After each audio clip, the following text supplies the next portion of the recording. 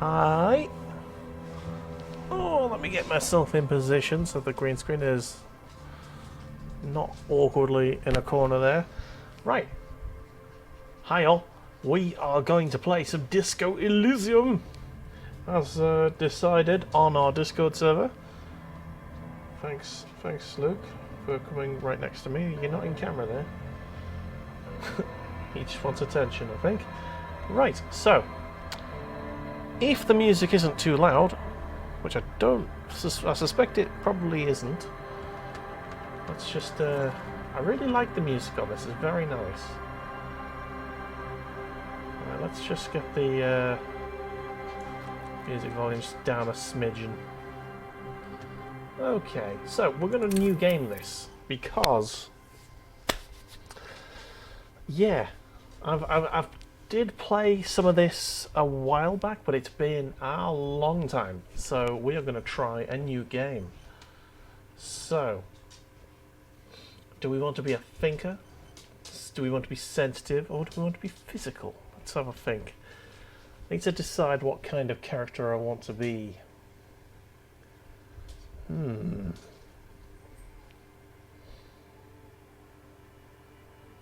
I feel like I want to make a communist degenerate even, not degenerative. That's a different thing altogether.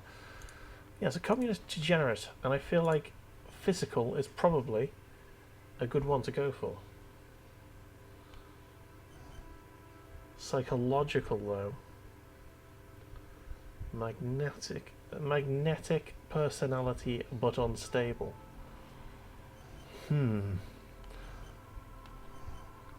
Go on, let's go physical. We're not going to be able to think much in this run through, but we'll be pretty good. Intelligence there. What's physique? All right, let's go with that. Continue. Let's go. Bit of Disco Elysium. Oh, hang on. I need to pour my tea while this goes on.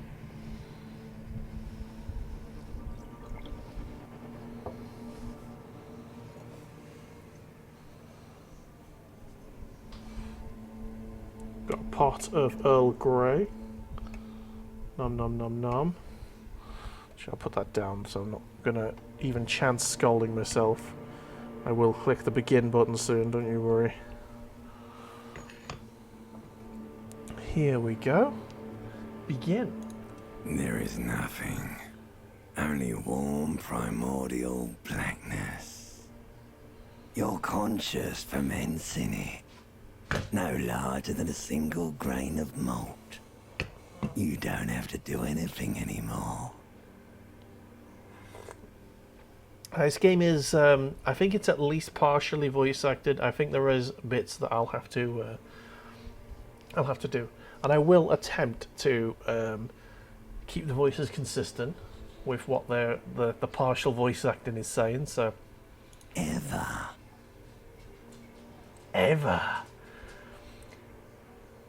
Never, ever. Okay.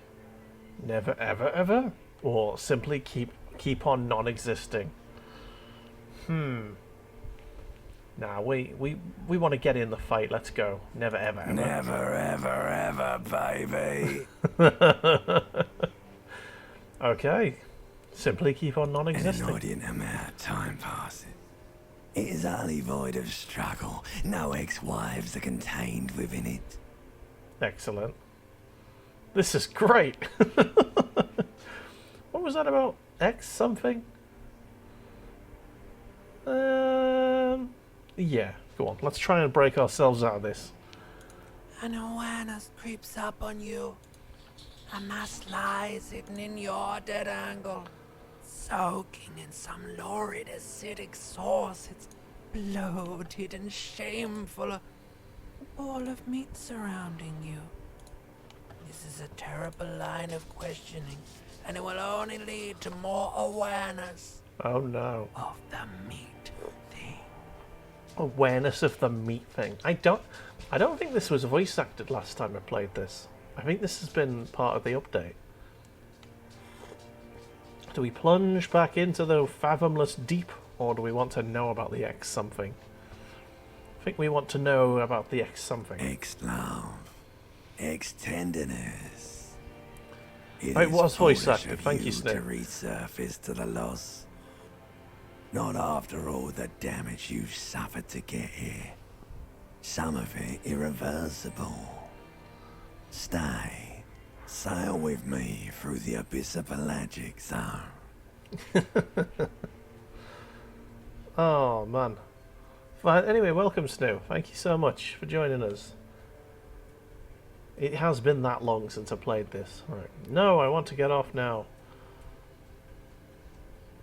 I like pain and burning light. And wanting things from people who don't want to give them to me. Do you really?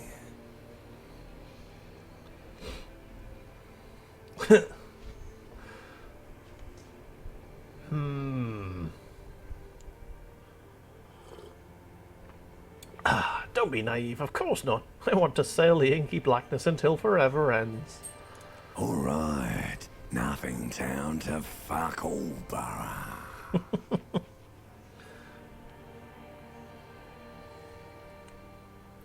Return trip to the silence, please. Let's visit an ancient zero home. Look, I'm tired of being this type of animal. Who gives a shit? Not you. Your days of giving a shit and being that type of animal are over. What? Good to know.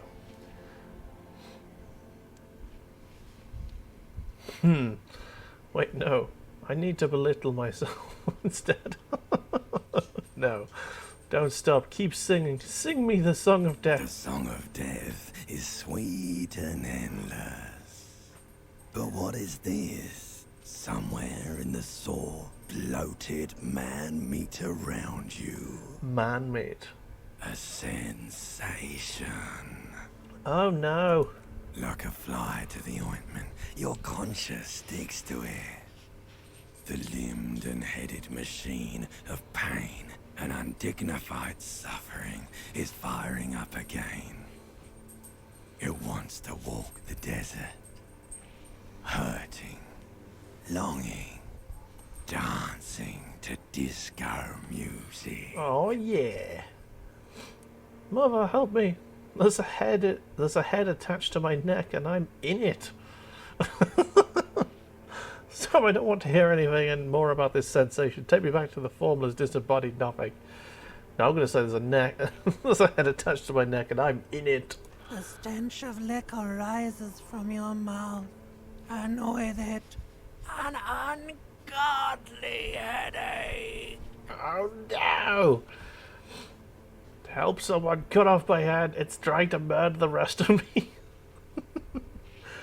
Who am I? What sort of creature does this to their own mouth? Oh, I've woken up thinking that question a few times, so I'm going to use A that. fiery streak penetrates your skull, trying to force your eyes open. It's a sound, a clarion call from hell. It's going to be the phone ringing, isn't it?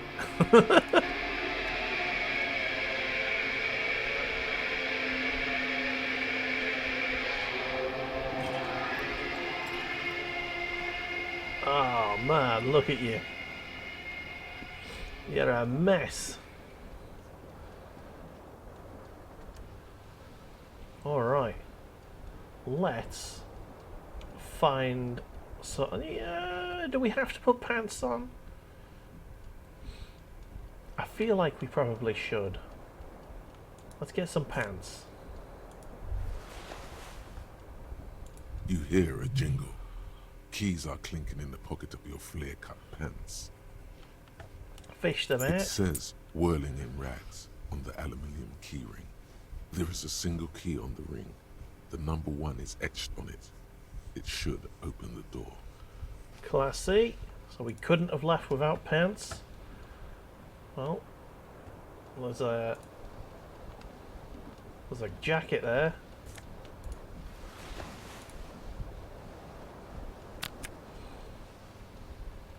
This fan has two chain pull switches. One ends in a tiny fan, the other in a light bulb. A truly horrific necktie has somehow attached itself to one of the blades. Okay. I feel like we need to... Oh, it's not letting me pull on the actual... Oh, pull on the fan? Yeah, go on. No. Alright, let's try it. You swoop up and Yes. touch the tie. Snap. It's released from the blade. That could have What you gone have in wrong. your hand is a truly hideous necktie with 4 or 5 different patterns. The knot reminds you of a noose. Nice. Let's leave that alone, now that we've got retrieved the tie. The window stands broken in its frame. Cold wind blows in. Huh. Let's assess the damage, shall we, everyone? What do you mean, assess the damage? How would you do that? What are you even trying to do? Okay, let's look The out. morning light hurts your eyes. It's hazy, but you see the ocean and some war-torn buildings. I love the way that the portrait in the bottom left-hand corner is just sort of a mess. Fair enough. Alright, so we haven't got a shirt or anything. Let's have a look in here, shall we? Words fail to describe how rank it smells in here. They should have sent a poet. You see bottles in the bathtub, wine, beer and sweet liquors. Okay, so the sink is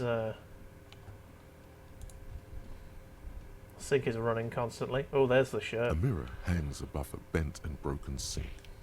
In a fierce discharge of masculine energy, someone has ripped half the faucet off. Okay. Hot water sprays from the base, and steam covers the mirror. You cannot see yourself, just the outline of a man.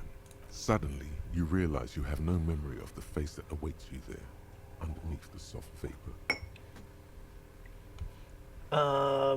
Oh, really? Nothing? Really, all recollection of the person you are, the people in your life, and even the world you're in has drowned in a sea of blood alcohol. This was no mere night of drinking.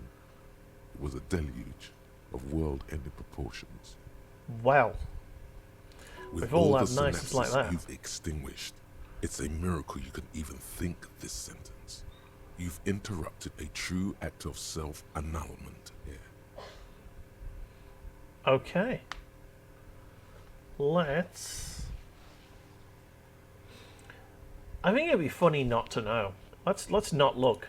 Let's not look in the mirror. There we go, white stained shirt. What's in this door here? Nope, that's locked. Holy shit. Let's have a look at this wine bottle here. It's a magnum sized bottle of Commodore Red. Nice. Ah, physical build. Yeah, that'll be fun. Take all. This reel-to-reel tape player is still rolling on. Empty. Looks like someone tore out the tape while the song was still playing. Okay, can't interact with anything else, just the shoe. Take that shoe. Okay. We are singularly shoed. There's nothing else to do in this room. Let's go through the door.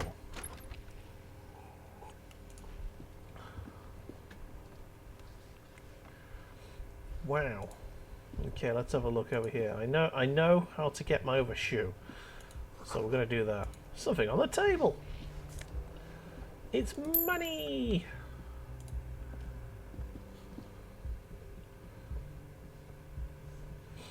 Yes, I'm going to use what little knowledge I have of my first playthrough.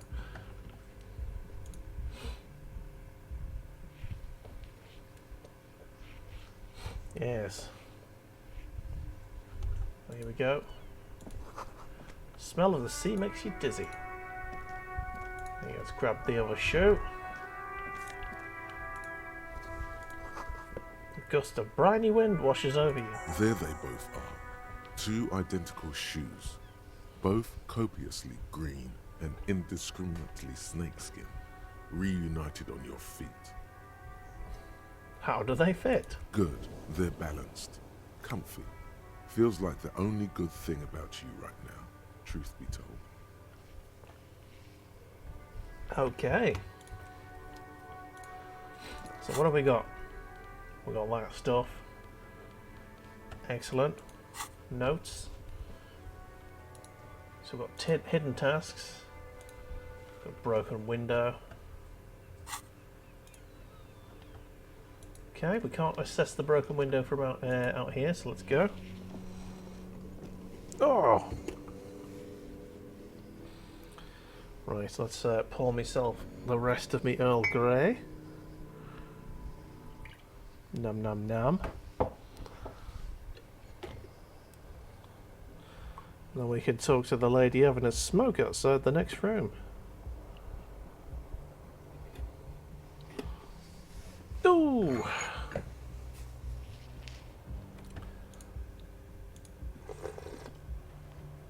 Nom nom nom.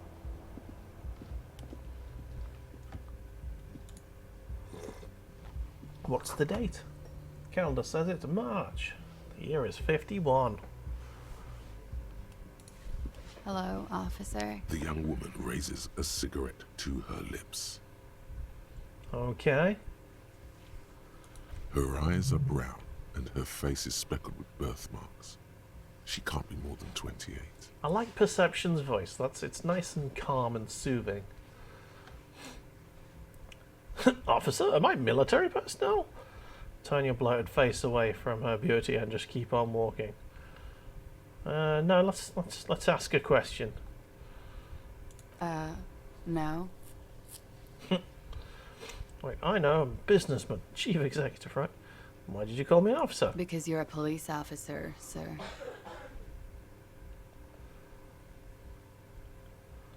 Are you sure? I am, yes. Unless you've been feeding us a set of very well-rehearsed lies all this time. All You've this been time? here for 3 days. On official police business, no less. What business is that? I couldn't say. In truth, so far, mostly drinking. Oh, okay. Got very low chance of convincing her there. Try the expression on her. To let you know that you want her physically. I'm going to try it. Because why not? The words have already left your mouth. I want to have fuck with you. What was that? That's not even how words are used. What did you say? Come on. Say it again. I said I wanted to have sex with you. No. You see, that's not what you said. You said... Oh no. Come on, man. Pretty, please. One more time. Okay. I said I want to have fuck with you. Goddamn right you did. You crazy asshole, you. What kind of cop are you? I'm a cop of the apocalypse. The cop-apocalypse. Superstar cop. I'm sorry, I don't know why I said that. You're pretty. I'm sorry. I'm the sorry cop. Or, I'm not sure I'm a cop at all. I don't remember being one. I might have lied. I'm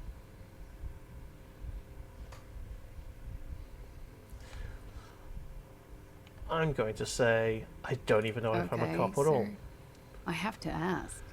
Do you really not remember? Just like that?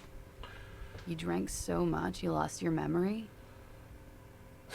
She tries to think of a likelier explanation.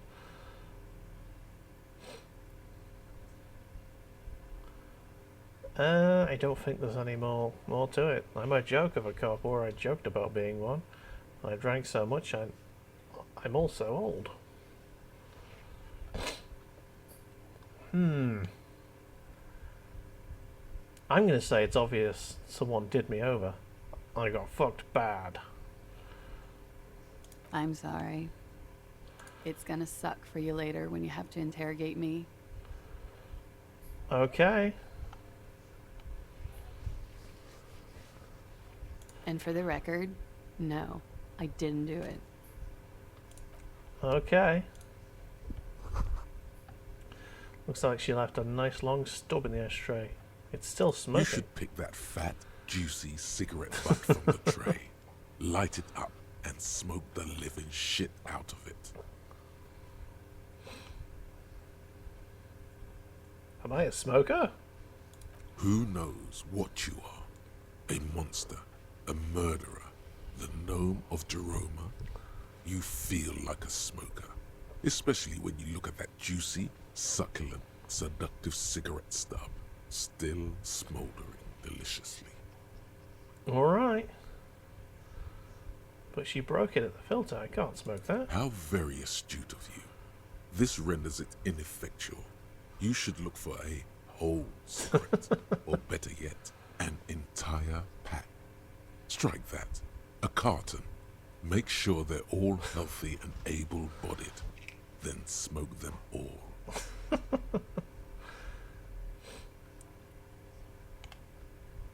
Well, I'll think about it. Good. Thinking about yummy cigarettes in your mouth is the next best thing. Make sure you think about juicy yummy sticks cigarettes. of tobacco all the time, though. It doesn't count if it's not all the time. And when you're done thinking about them, graduate to getting them. Plus, smoking them gives massive bonuses. Okay. Massive bonuses indeed. What is this? What are you? The weekend edition of the satirical newspaper Trompe Le Monde. Alright. Down we go.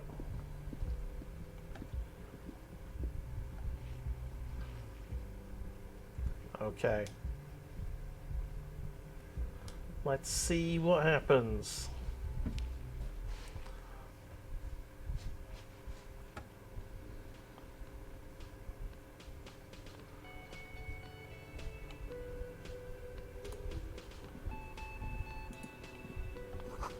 This is where lyrics should be.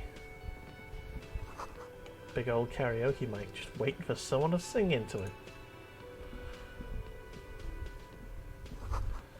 Speaker is connected to the radio. The music is seasoned with static. You should totally sing karaoke here, the first chance you get. Your emotions need to be expressed. People need to know your vast, oceanic soul.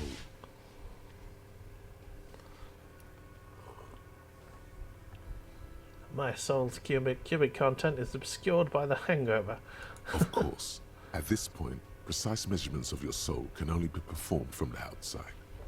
It needs to be heard through a PA system by other people, whether they like it or not. Ram it up their ears, says your adrenaline gland. Violently express yourself. Huh. What would I sing when it comes to it? You should sing the sad small church song from that tape you found. Thought it was obvious. Of course, they'll really get a gauge of my soul with that one. Serves them right. Wipe that smirk off their face with your sad, tragic song. Who's laughing now? No one. You would need another copy of the tape first, though. The one upstairs is destroyed. Okay. Finish that thought. Alright, let's have a chat to this fella. A man in his late 20s stands behind the counter, inspecting a stuffed seabird. As you approach, he gives you a sideways glance, then looks down again. That was disdain in his eyes. Even now he's purposely ignoring you. Something tells me you don't like me. Oh no, you're a hero. A real hero cop. So not only am I a cop, but I'm a hero. Yes, you are. A real decorated hero. What did I do? What did you not do? First, you took the body down. Then you solved the murder. Then you didn't trash my hostel room. Maybe you even negotiated the strike. I'm guessing I didn't do any of those things. You're right, you didn't. And it's only taken you 3 days not to. What have I been doing all that time? Have you seen me around? No, I haven't seen you around. I'm not always here.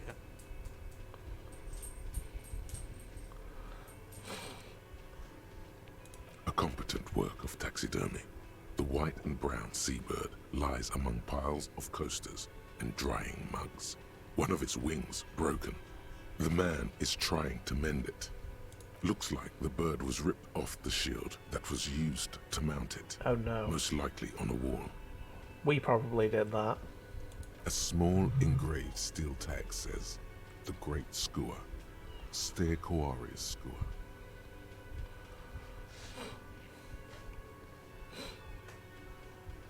That's a great skewer, right? Look, your buddy is over there. Okay. He looks at the where a man in a bomber jacket is tapping his foot on the floor. Why don't you go and talk to him, okay? Oh, okay. What do you mean, my buddy? He pretends not to hear you, concentrating on the bird instead. Alright, let's leave. What's that menu say?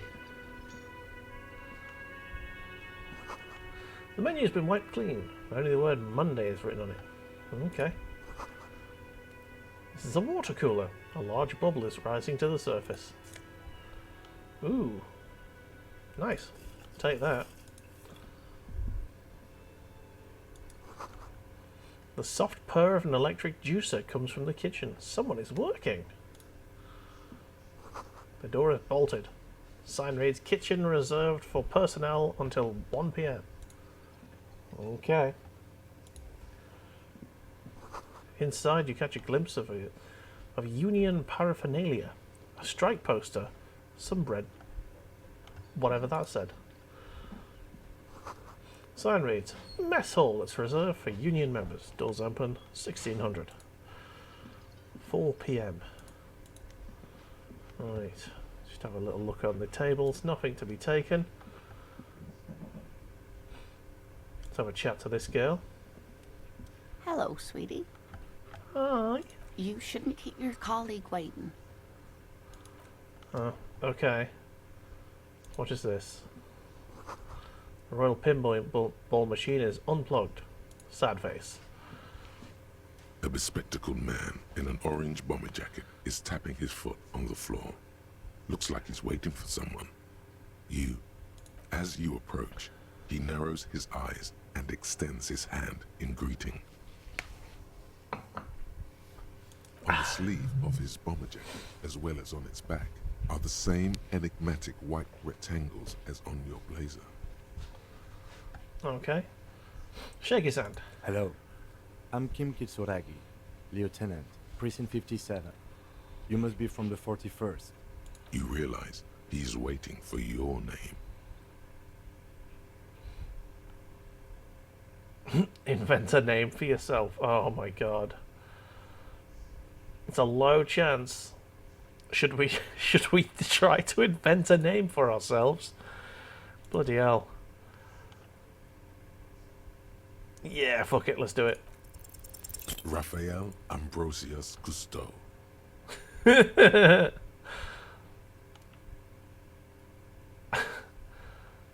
It's very cool, but won't I come out like a giant douche if I call myself that? Yes. No, you won't. Raphael Ambrosius Cousteau is one classy name, and you're one classy cop. Say it. I mean, we're not a classy cop, but okay. Yes. Well, He doesn't even process what you just said, just moves on. it looks like we had a little scheduling error on Sunday. Saturday too, actually. Have you had time to talk to the manager here?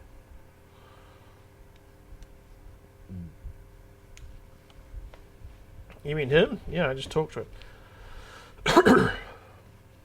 If you don't mind, we should talk to him again. Ask him for a rundown of the area. Now that I'm here as well. I understand the scene is out back, right? It also wouldn't hurt to assure him the police are finally here. In full force, I mean. Have you mapped out the initial interviews? I haven't. Okay. We'll have time for that after we take a look at the coroner's case. Have you removed the dead body from the tree? No. So, the body is still in the tree. This is the first time you detect a weariness in the lieutenant's voice. It is obvious he would have preferred for the body to no longer be in the tree. Where it Yes. has been hanging for 7 days straight. We should go there as soon as we are done talking to the owner. Sure. What a shame. Get to it now. Rip that body down from the tree. Don't worry about the body. I'll rip it down. What if I told you I'm not really a police officer? How can you be so sure I'm from the police? I can't remember anything.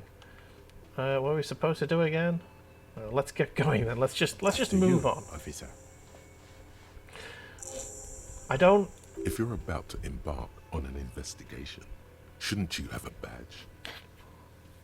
You mean you don't have a badge? Oh no.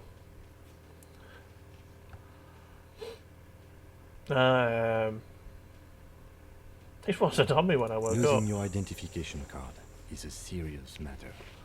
My vehicle has a shortwave. You can use it to report your badge missing. I advise you to try to locate it as quickly as possible. But getting the body down should still take precedence. Okay.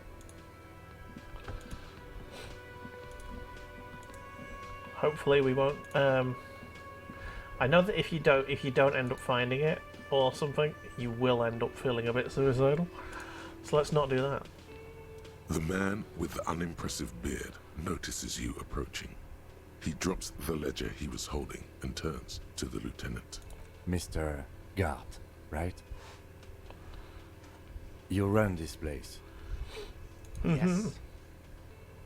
I am Kim Kitsuragi from Precinct 57. This is an inter-district investigation, so joining me from Precinct 41...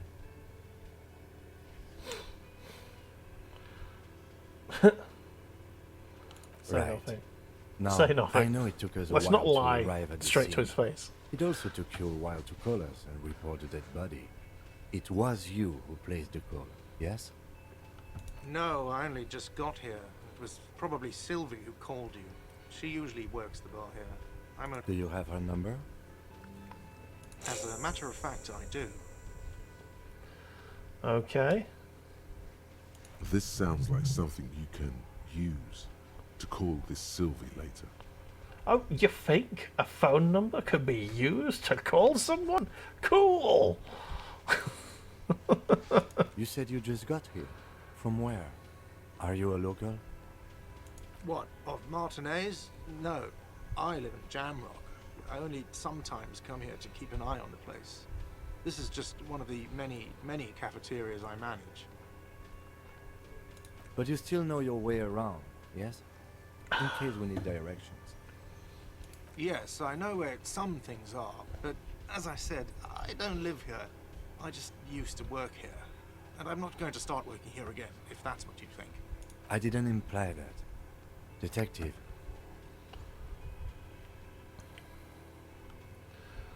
Yes? I have everything. You?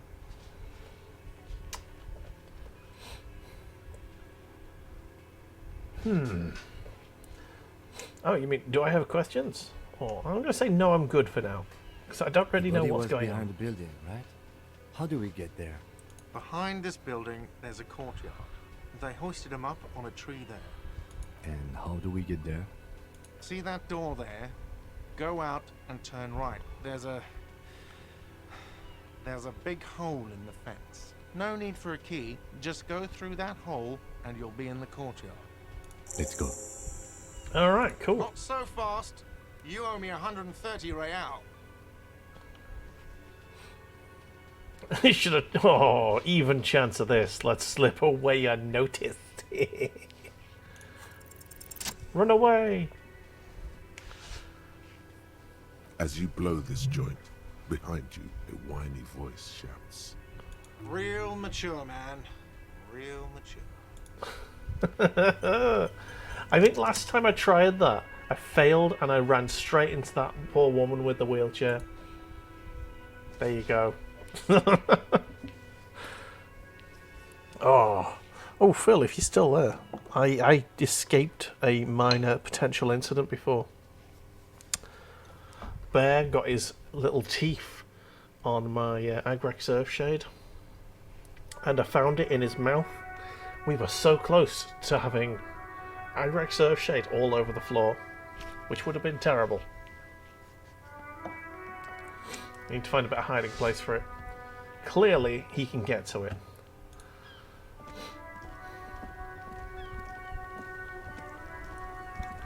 So have a look at the sign. Fuck the police. All around you, rain falls on the great city of Rivershaw. Rain drips from the eaves and floods the gutters, washing the filth away. Nice. The spring thaw must be here. The snow is melting. Looking up at the sky, cold water dripping from your hair. Okay, what do I see now? Yeah, what do I Grey see? sky like great battleships, clouds colliding with one another. Rain falls down on the world.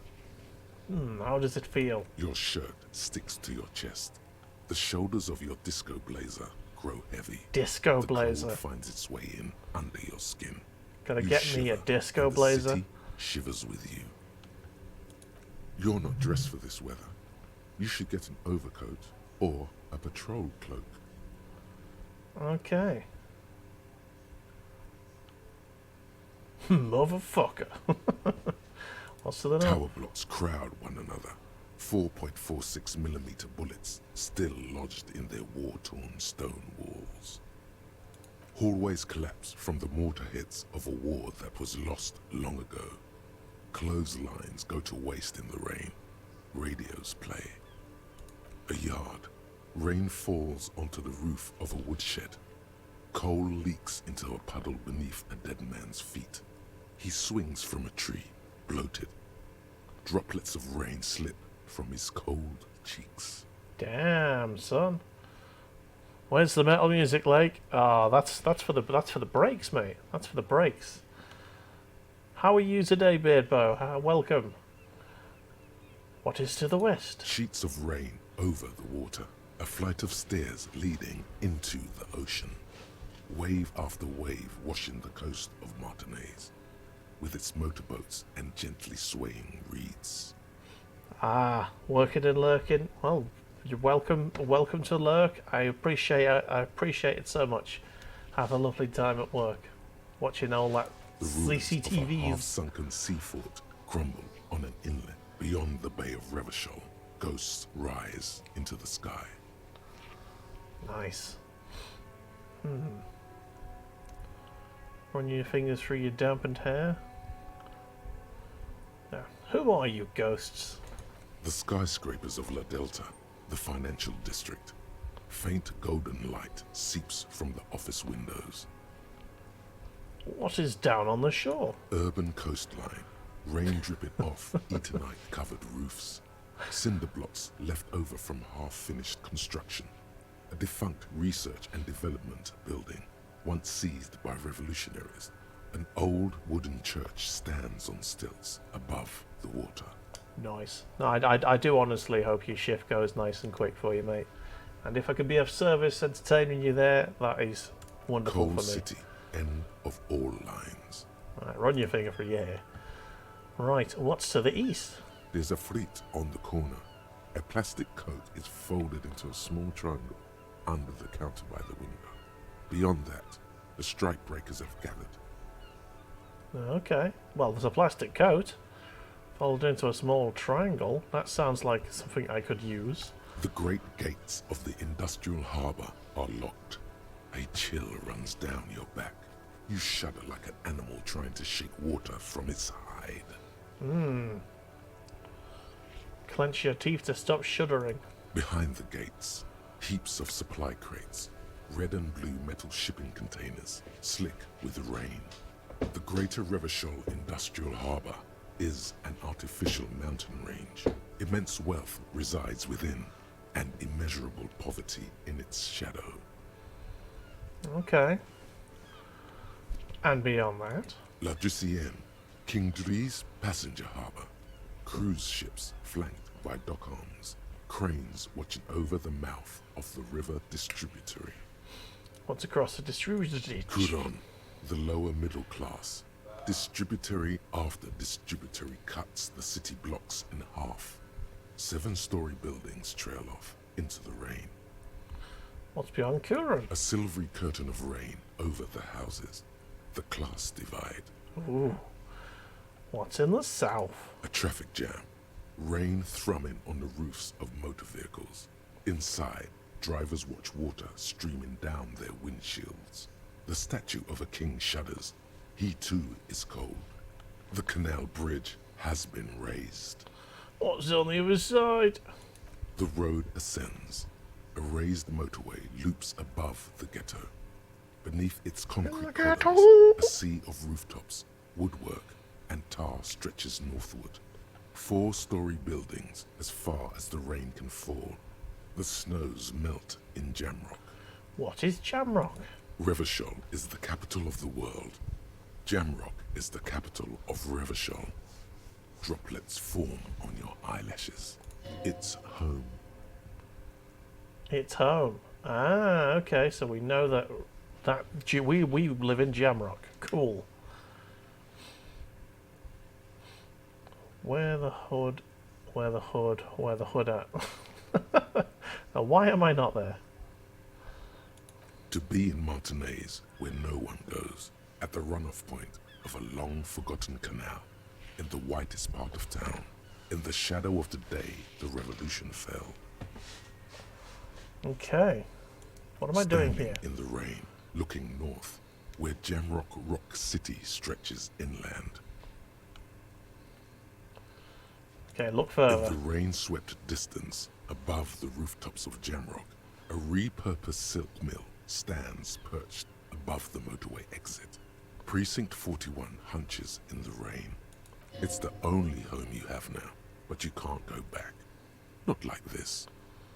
Oh, alright. A spirit to corpse.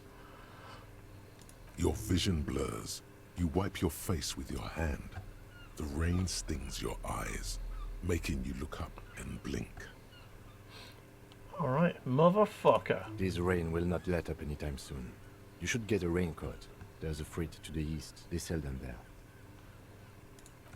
Alright. What's this? A heap of snow melts in this wheelbarrow. Right, let's go and have a little look at the corpse.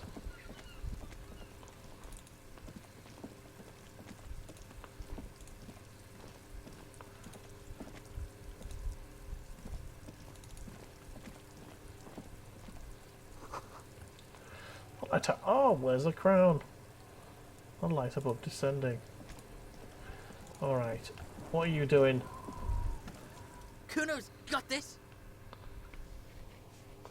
Kuno's got this. Throwing rocks at the dead body. Oh yeah, another gumpy Kuno. I remember Kuno being a right... well, something that begins with C-U-N. Hey kid. A word. Police business. Yeah, yes. Right in the dick, Kuno. Get him right in the dick. Right in the dick. Grab at the dick and twist it. Love it in the dick. Alright. The boy is sweating profusely. His eyes are like 2 black holes and his jaw is twitching as if trying to break free from the empire of his body. Okay. Stop throwing rocks at my crime scene. Fuck that. Kuno, yeah, right in the mouth Okay, so they've blurred out the word, yeah. Shits himself. Okay. The rake, Kuno! You should throw the rake at him, Kuno! Don't throw the rake at me. The fuck does Kuno know what a rake is? Kuno is not a gardener. Well, Kuno knows well enough that a rake is something to do with gardening, so I think you do know what a fucking rake is, you little shit. Goddamn right he's not a gardener. He's an athlete. Every rock connects, making the battered corpse look just a little bit worse for wear.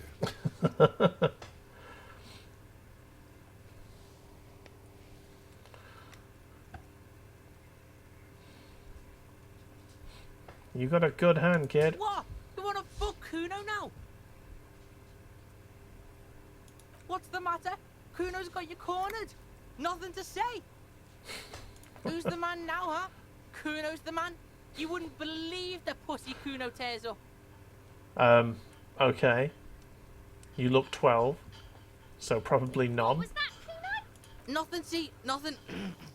Just slicing some bacon. Uh-huh. Look, I have some questions for you. Alright, entertain the Kuno. Show me what you got. What you got there?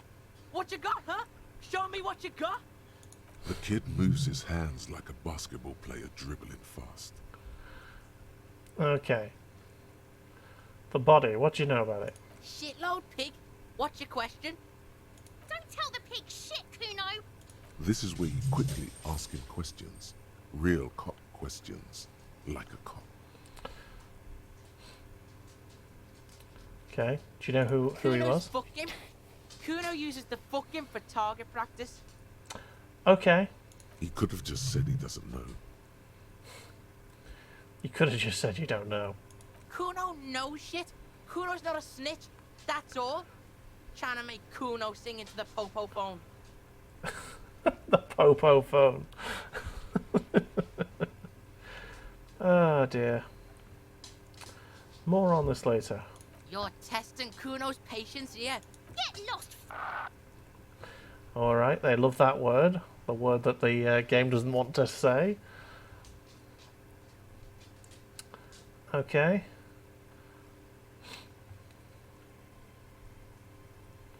About the crime scene. You kids often play in this yard? Right, pig.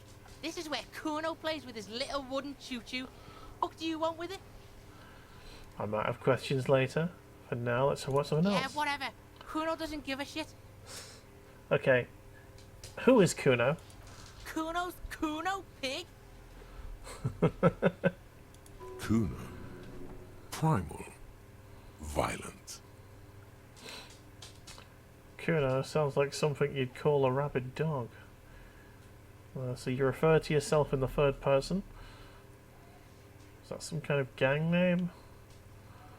I'm gonna say it sounds like something you'd call a... No, that's some sort of gang name. Go on. Let's try and play it sort of straight-faced. Yeah, Kuno's in a fucking gang. In a bang gang. Kuno bangs for Magier, bangs for Mazda, bangs for Revachol. Alright. Kuno needs to calm the fuck down. Watch out, Kuno! He's trying to fiddle you! He's gonna put his hands on you! The thing behind the fence starts squealing, shrill and violent like a fire alarm. Help! Pig's got Kuno! Help! Ray! Uh-huh. Help! He's got the Kuno, help! Uh-huh. Everyone can hear. You need to get the hell out of here before. I'm just gonna Yeah? leave. Get out of here before the Kuno beats the shit out of you. Yeah, that's right! Drag your fat ass out of here! Bang! Got fucked by the Kuno. We alright? You wanna get fucked again? Come back. Okay. Yes?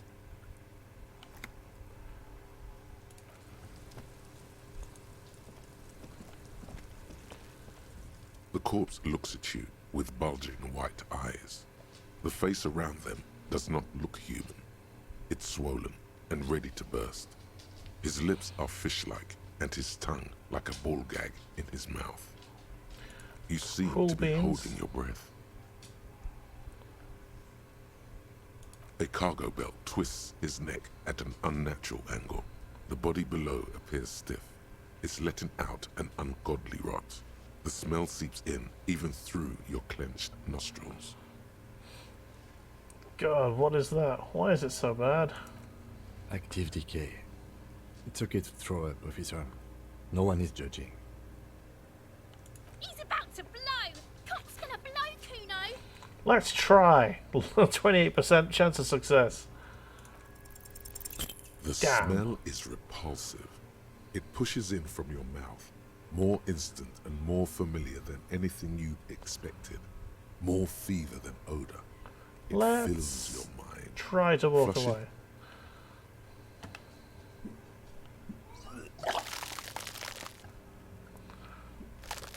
Well, we just contaminated the crime scene. Fun times. Too late. It's impossible to keep in. Your body curls and pushes it out, burst by burst, Yummy. until a pool of vomit lies under your feet and your throat stings from the stomach acid. The smell of Commodore Red rises from the pool. Among it, distilled spirit and bits of shish kebab. I'm sorry. It's okay. Happens to everyone. Keep it. A handkerchief. Oh, thank you. The hangover is clearly making these worse for you. You could use some ammonia to clear your head. I don't need that shit. Sure you do. You just threw up a lot. Okay, where do I get ammonia from? There is freight nearby, east of the hostel. They usually have a small apothecary. If they don't... There's a greenhouse here, and a gardener with a wheelbarrow on the corner of the whirling in rags. If she works here, she might have something for the smell. Okay.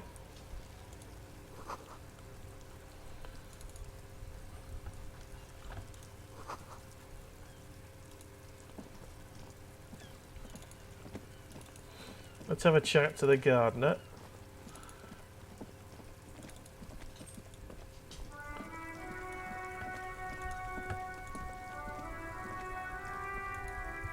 No, no. Not him. I want to speak to her. There you go. The RCM in Martinez. What can I help you with?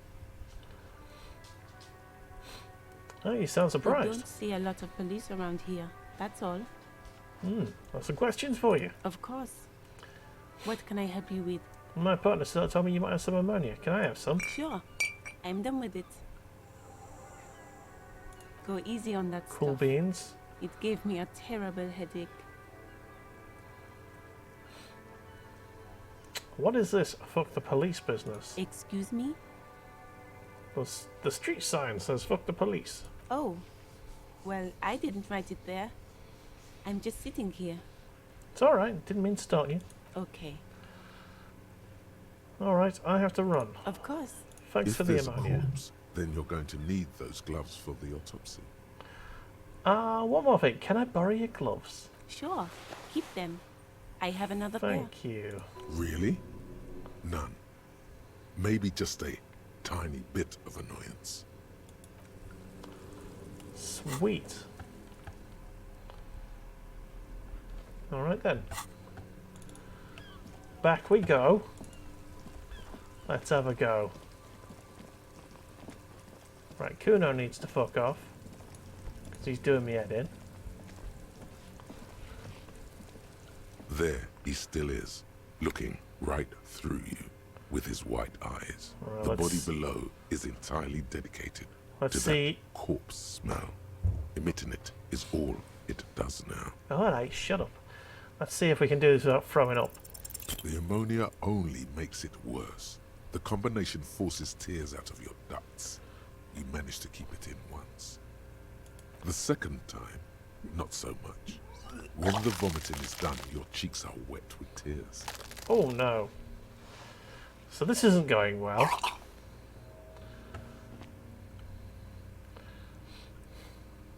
The ammonia didn't help at all. Nor does the wind right now. I've seen strong men turn themselves inside out for hours. You are facing tough odds here. Alcohol withdrawal makes it considerably harder. What is happening to you? Are you going to cry now, son? Oh, why can't I keep it in if I've been a cop all my whole life? Give me a moment, I got this. Let's try it again. All this bullshit, don't cop anymore. Alright, let's try again. I got Inappropriate this. attitude. You need to get your shit together. But I don't want to get my shit together. Okay. Say nothing, just nod. We should go talk to the locals. Find something else to do while the wind changes. It's pretty. Give it half an hour. Get yourself together. Then come back and have another go. Alright then. Let's go and have a chat with someone else. First things first, let's see if I can report my badge missing without horribly... I've only got one morale meter thing there, so... Volumetric shit compressor. Okay, here we go. Your shit is apart, and rather unbecoming of a cop and a human being. It's supposed to be the opposite of that together. The opposite of that together. There you go. You've got a thought to learn. Compressed in a small area to achieve a solid level of shit compression. Squeeze your butt cheeks together for 30 minutes. Do something similar with the two hemispheres of your brain. Talk to people. Maybe that will help. Let's internalize this shit. Alright. Sweet. Alright, so let's have a chat with...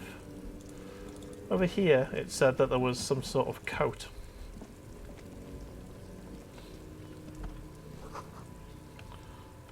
Okay, so the lorry's there.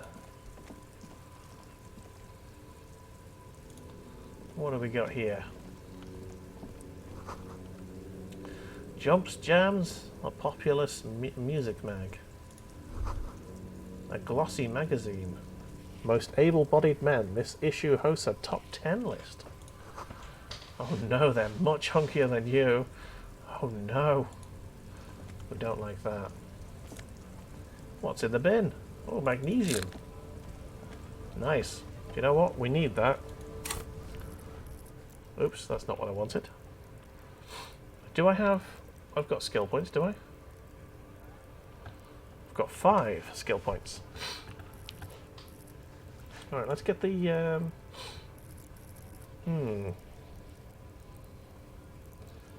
What should we do? So physique. Physical instrument. Flex your powerful muscles.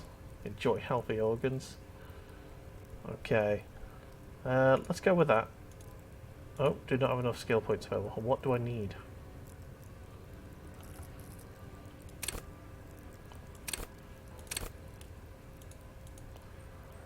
Okay. I can't see where it says how many skill points you've actually got. I thought that that was this 5 here. No. Okay. Anyway, I'm looking for items. There you go. So where's that magnesium gone?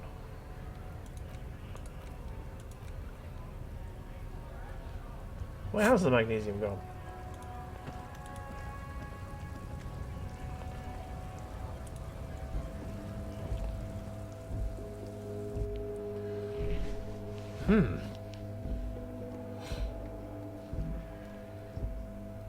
You click the health icon to use it. There you go. That there. Ah, I see. Boop. Heal morale. Sweet. A melancholy pop song plays on the radio. You see several packaged raincoats fill a low shelf beneath a display of croissants and juice bottles. The raincoats are transparent, except for the big Fritta slogan on the back. Okay. The packages are small, Discreet, sloppily stacked, making them easier to take unnoticed. No need to worry about knocking over a display.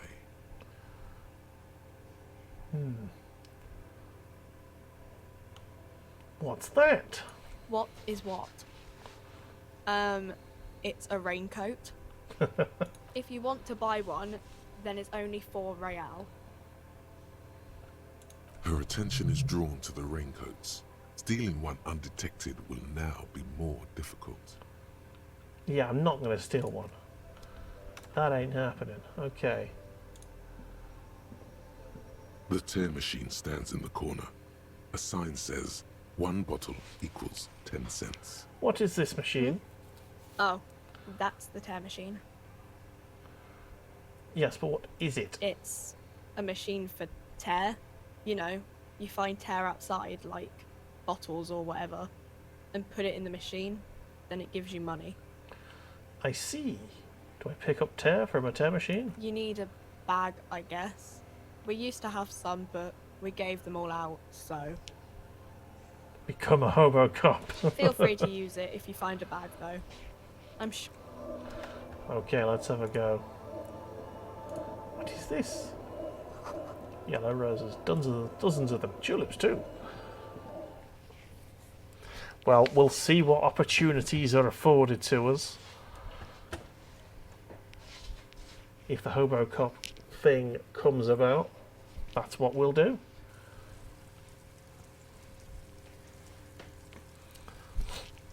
And load. And load. There we go. So I need a bag. So where would I find a Plazzy bag?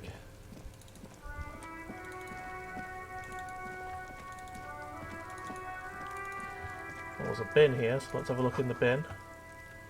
You could pick them up if you had a bag.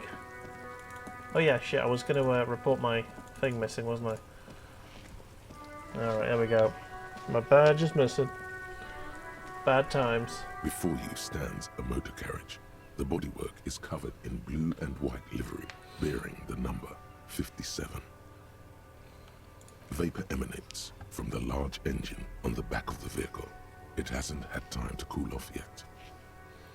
Open the door. In the cabin, you are welcomed by a set of steering levers, a radio microphone on a hook, a pull-out toolbox under the seat, and the soft glow of the fuel preheater gauge. A scent of leatherwork and heavy fuel oils washes over you. Okay. Pull out the radio. The frequency tableau lights up, and the green button labeled Prime Line glows like a feline eye. And then you hear something. The soft purr of electrical kittens, radio waves cast far and wide over the metropolis. This is Precinct 57. Hello, Lieutenant. How may I assist you? Lieutenant. Alright. Hello, Alice. Please assist our colleague from the 41st precinct here. I'm putting him on. Operating the radio is easy. Just be confident. You've probably done it 1,000 times. Okay. This is the officer from 41st Precinct. Nice to meet you. Yeah, we'll do that. This is Officer Alice Demetri, Precinct 57. How may I assist you? Okay. Under the green prime line, a yellow saved button catches your eye. I wonder what Kim's default radio station is. Could you connect me to the 41st Precinct? I have something I need to report. Just a second, officer. Thank you. 10-2, 10-5. This is 41st. Come in. Over. Hi, this is me? Here, I work at your station. 10-4. What's your status? Over. My status is, 10-18. 10-20. Over. Please don't just talk human to me. These numbers mean nothing to me. State your message, sir. Over. I need to report my badge missing. 10-9. Repeat message. Over. My badge, I can't find it anyway. Basically, it's gone. 10-4, message received. This is a very serious situation. I need to 1022 the captain. Over. 1022, the captain. This sounds bad. Bad and scary. Like being called to the headmaster's office in school. Oh no. Is it him? What does he want? Says he lost his badge and needs to report it. He what? He lost his badge? Who lost his badge? Dick fucking Mullen. Who do you think? Dick Mullen. That's my name. My name is Dick Mullen. It's Officer Dick Mullen from the bestseller Dick Mullen and the Lost Identity. Oh no. That's not my name. That's the name of a book. Oh shit. Dick Mullen is not your name. It's the name of a fictional detective who would not lose his badge. Defend yourself. Immediately. They're laughing at you. Okay. Haha, officer lost his badge. Haha, like I'm the first cop to ever misplace his badge. He says this has probably happened to other policemen before him and laughs sarcastically. Oh goddamn it. Is he fucking kidding? The whole station's gonna be dicked for this. Satellite Officer Vikmar is wondering if you might be joking and adds that this tarnishes the reputation of the entire station. Over. Oh, he can suck a dick. We just move on. I want to get it reported and be done with it. 10-4, I hear you, officer. I'm just going to make a note here that you are in pursuit of your misplaced badge. Over. Fuck me. Mac, come here. You've got to hear this. Dick Mullen lost his badge. What's going on? Is Dick Mullen my name? That sounds like it might be. Super Cop here lost his badge. He lost his what now? His badge. He lost his goddamn fucking badge.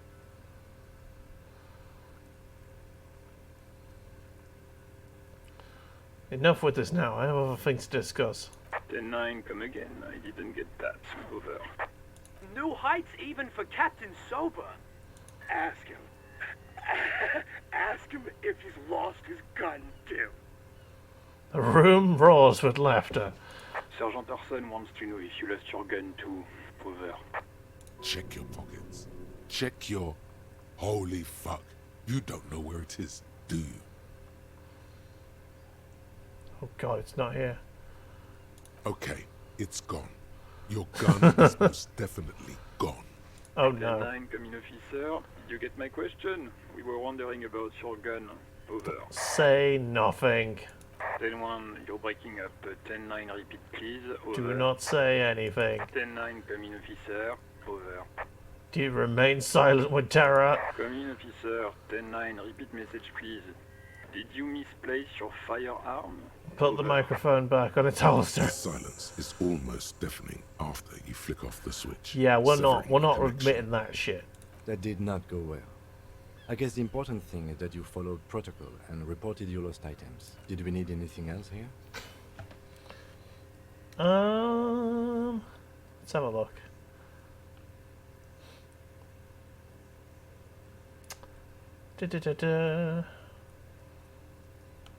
Right, no, we're done here. Can't think of anything we want to do here. I think at this point, it's time to have a look at the body again.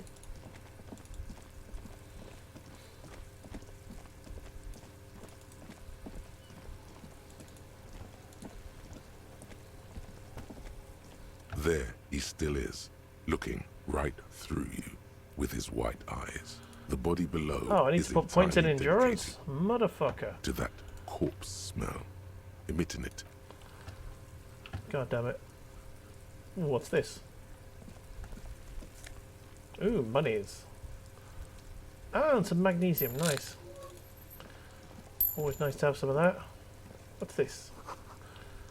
This winch mechanism has been oxidizing for some years.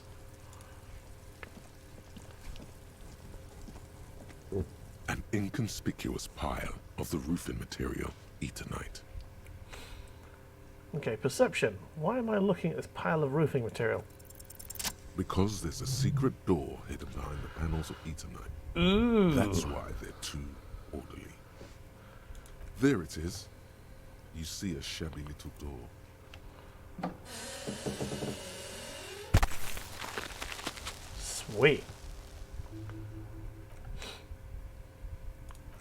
What is this then? A tool shed? Let's investigate. Nice.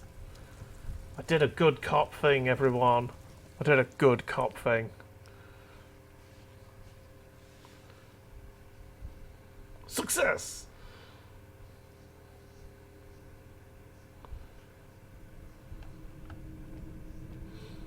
Alright, what's this?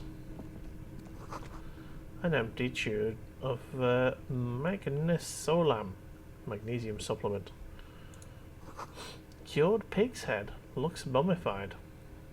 Okay. The poster says, "Get out of my way or get fucked up."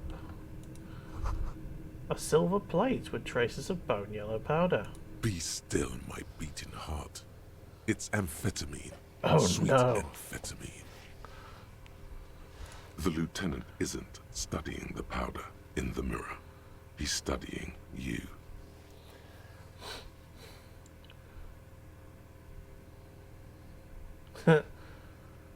I wasn't thinking about it. I swear. I was just thinking about justice. I have heard amphetamines makes you really a good detective. All right, I think we're gonna. He's obviously a proper cop, so we are going to play it as straight as we can when he's looking at us. Someone has taken narcotics here. Perhaps the police should interfere. Perhaps not. This is below our pay grade, detective. Boo!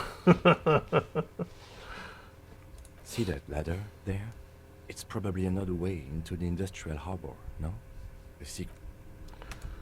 Okay, that's nice to know. But don't worry. We'll come back when he's not looking. We'll come back when he's not looking. Alright. So that's a way into the harbour. We don't need that yet, because we're not doing anything there.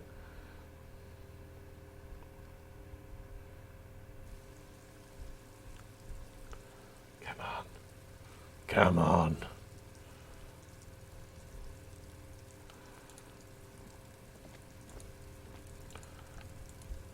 Okay, so we can't go there yet. That's going to be a thing. We'll be getting up there at some point. Nice.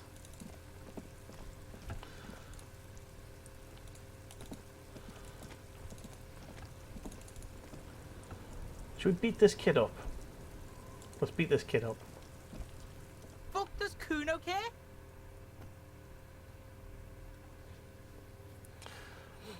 Ooh, that's not going to work. Figure out what's going on with this kid.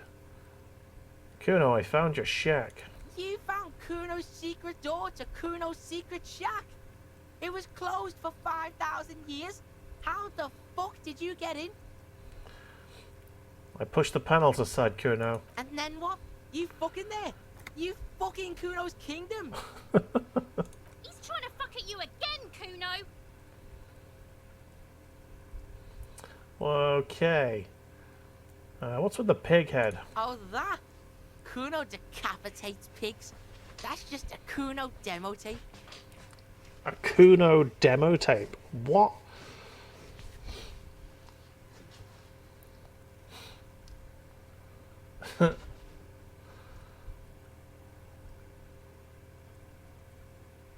Yeah, let's do that. Cool pig head. I liked it. I got one too. This one. It's shit. What? What is this shit? Fucking on yourself.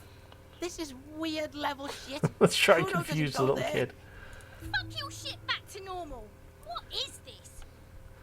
I found a plate covered with powder residue. Know anything about it? That's where Kuno gets his daily hit of electric. Kuno Shazam. Kuno rides the fucking lightning in there, pig. Bet you'd like to ride the lightning too, wouldn't you? You feel tired and old, but you could have that sparkle in your eyes. What's with the tube of magna blah blah? It's a vitamin, pig. Don't you know anything? It's magnesium, right? Yeah, it's the mag. You fucking need that shit to stay on top of your game. Kuno goes through like a tube a day, rips mag like a motherfucker, and you could use a battle. Oh, don't teach him, Kuno. He's gonna use it against you, Kuno. Come on, it's just magnesium. Don't mystify it. You're not getting this, pig. It completely takes away the hangover. It's like you didn't do anything. Like you stayed home playing with your choo-choo. Fuck you, pig. Don't do mag. You're gonna OD and you're gonna fucking die. Could I get into the harbour from your roof? Of course you fucking can. How do you think Kuno made all the docky boys his gimps? Just gotta fly, pig. Mm-hmm. I've got to jump to get there at my age, in my condition. No, it's because is that it? Easy. Not for you, pig. Kuno can't wait to see you get all scared and shit your pants. All right. Kuno can't wait to see you shit your fat pants. That's all there is to it then. Don't be a pansy. Just jump. Okay. Good call, Pigmeister. Don't come and talk to Kuno about his kingdom. Okay. Oh, I don't know what to do now. What do we do? Let's discuss the body with him again.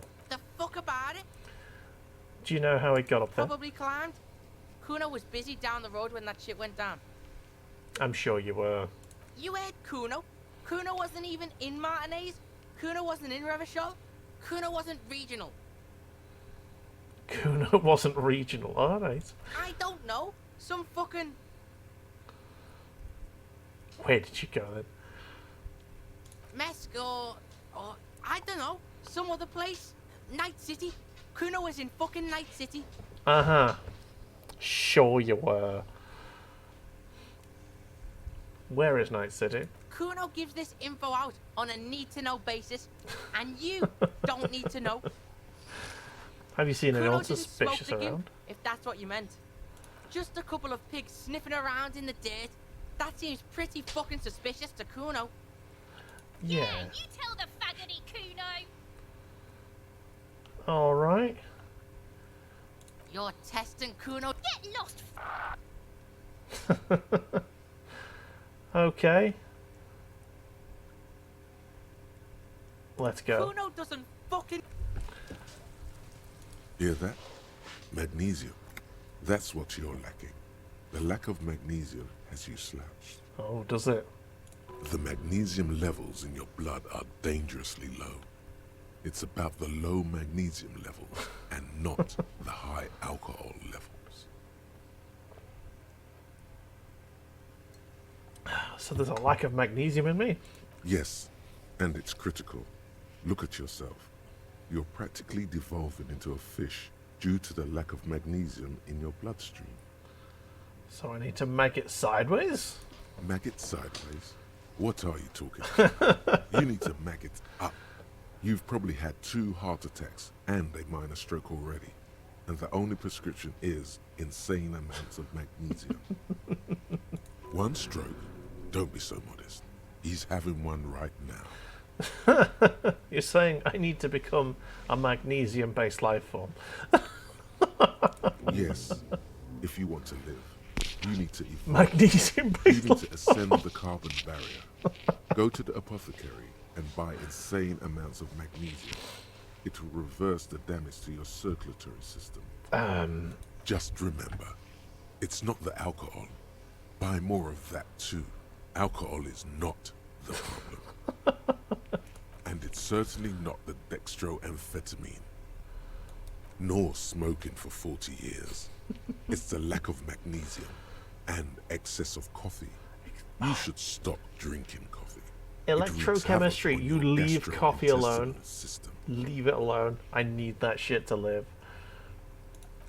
Right, we have forts. Volumetric shit compressor. Oh hello. I think we've just Bizarre internalized that shit. News from Revachol West today. where a police officer's shit has been observed at a pressure of around 495 gigadecimals. These metallic hydrogen levels of shit togetherness were thought to exist only at the center of collapsing stars, not law officials. It remains to be seen how long the shit singularity lasts. Shit singularity. Oh, I love it. All endurance. Oh, endurance raised to 4. I think we can have a look at the body now. That's cool. So we've internalized that shit. Right, magnesium-based life form. Here we go. Temporary research bonus. -1 to shivers, no shakes. Okay.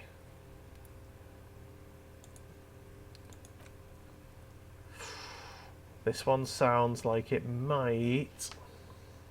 Fuck it, let's internalize it. We're just going with it. It's cool. We've got it. Right, let's have a little chat with the corpse. There he still is, looking right through you with his white eyes. +6. The body below is entirely dedicated to that corpse smell. Emitting it is all it does now. Our shit is compressed. As you breathe in, yes, the odor comes over you. It's the smell of the mind telling you to run, and your stomach to wring itself empty. With your hands at your sides and your eyes squinting, you stand in it. Okay. Do they always do that? They do after 7 days, yes. We are deep in decomposition here. The man before you is naked, but for a pair of underpants and enamel boots. His skin is greenish, marbled with decaying veins, and blotched by lividity. A fading web of tattoos covers his chest and shoulders. The cargo belt used to fasten him to the branch above appears industrial in strength. Alright, let's inspect the boots. The material appears to be ceramic. Its clean white stands in stark contrast to the decaying flesh above the knee. The man wore thick polymer socks, probably for padding. A fine array of interlocking plates covers them. Delicate and fragile, they feel alien to the world around you, out of place somehow. What kind of boots are these? They are armor, no boots. Technically speaking, these are sabatons. Okay. Okay then. What kind of armor is this? Ceramic plate. Zirconium dioxide, most likely. This is where the make would be. Where? Under the heel. Fair weather. Fair weather model T500 VE. I'm guessing that's vitreous enamel. This is advanced stuff.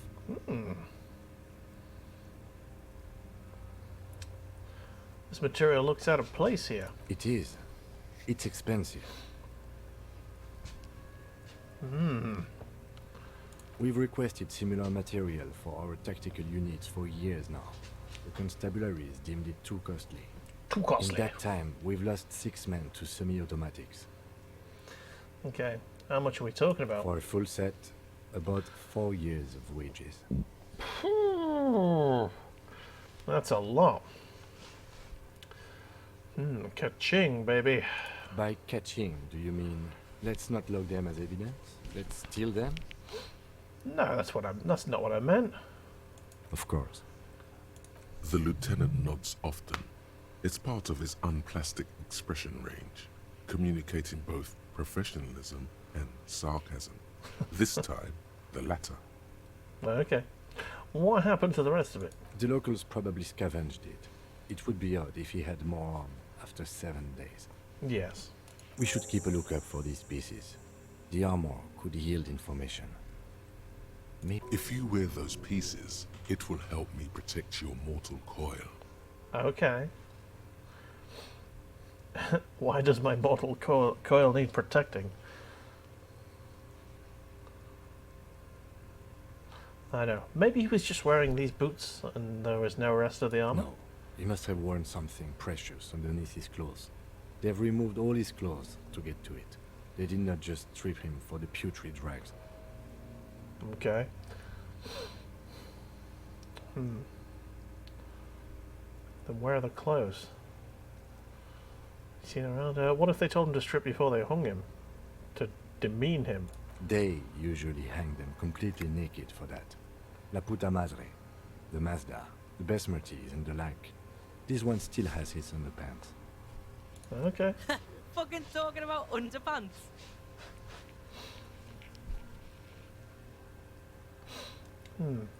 How could this man afford such expensive hardware? That's for us to find out. My initial report on the area suggests he was a security guard for the harbor company. But that's just hearsay. Initial report? Just something I scraped together from my station. An area report on Martinez. I'm sure you did the same. These look pretty advanced for a security guard. I agree. This equipment is way beyond what a guard can afford. Okay. Knock on the boot. A small bell-like sound fills the air, like tapping on the side of a porcelain cup. Suddenly, your biceps coil up. Your elbow is sharp and cocked for a punch.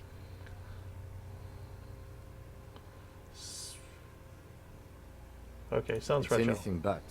This material is a kinetic redistributor. It spreads kinetic energy horizontally, from plate to plate, dissipating it entirely. See? Faint, organic lines cover the plates where they separate into smaller ones. These Okay. plates then divide into smaller plates until there are hundreds of them altogether. Let's not pull the boot off yet. Let's back off and look at the The corpse. cadaver slowly twists on the cargo belt, his torso covered in tattoos and extremities blotched pink and blue. We should have a look at that belt before we even consider taking him down. It looks Yes. worrisome. Let's have a look at the belt. The hangman's knot is pulled tight by the weight of the corpse below. Yellow, hard-edged polyester cuts into his neck. Above, a sliding buckle ties the belt to the branch. Oh my, there's something on the belt. A familiar word that speaks to the thirst within you. What is that? A word? Vermilion, in yellow letters, along the length of the twisting cargo belt. Only a deep longing for vermilion golden spirits lets you decipher the fading logo of the local brewery. This is a bad time for a drink, right? Extremely. What kind of rope is this? Industrial strength. The kind used for tying cargo to lorries. I can't come up with anything other than harbour. Like in a harbour. Yes, it looks like they use whatever was on hand, paying no attention to not incriminating themselves.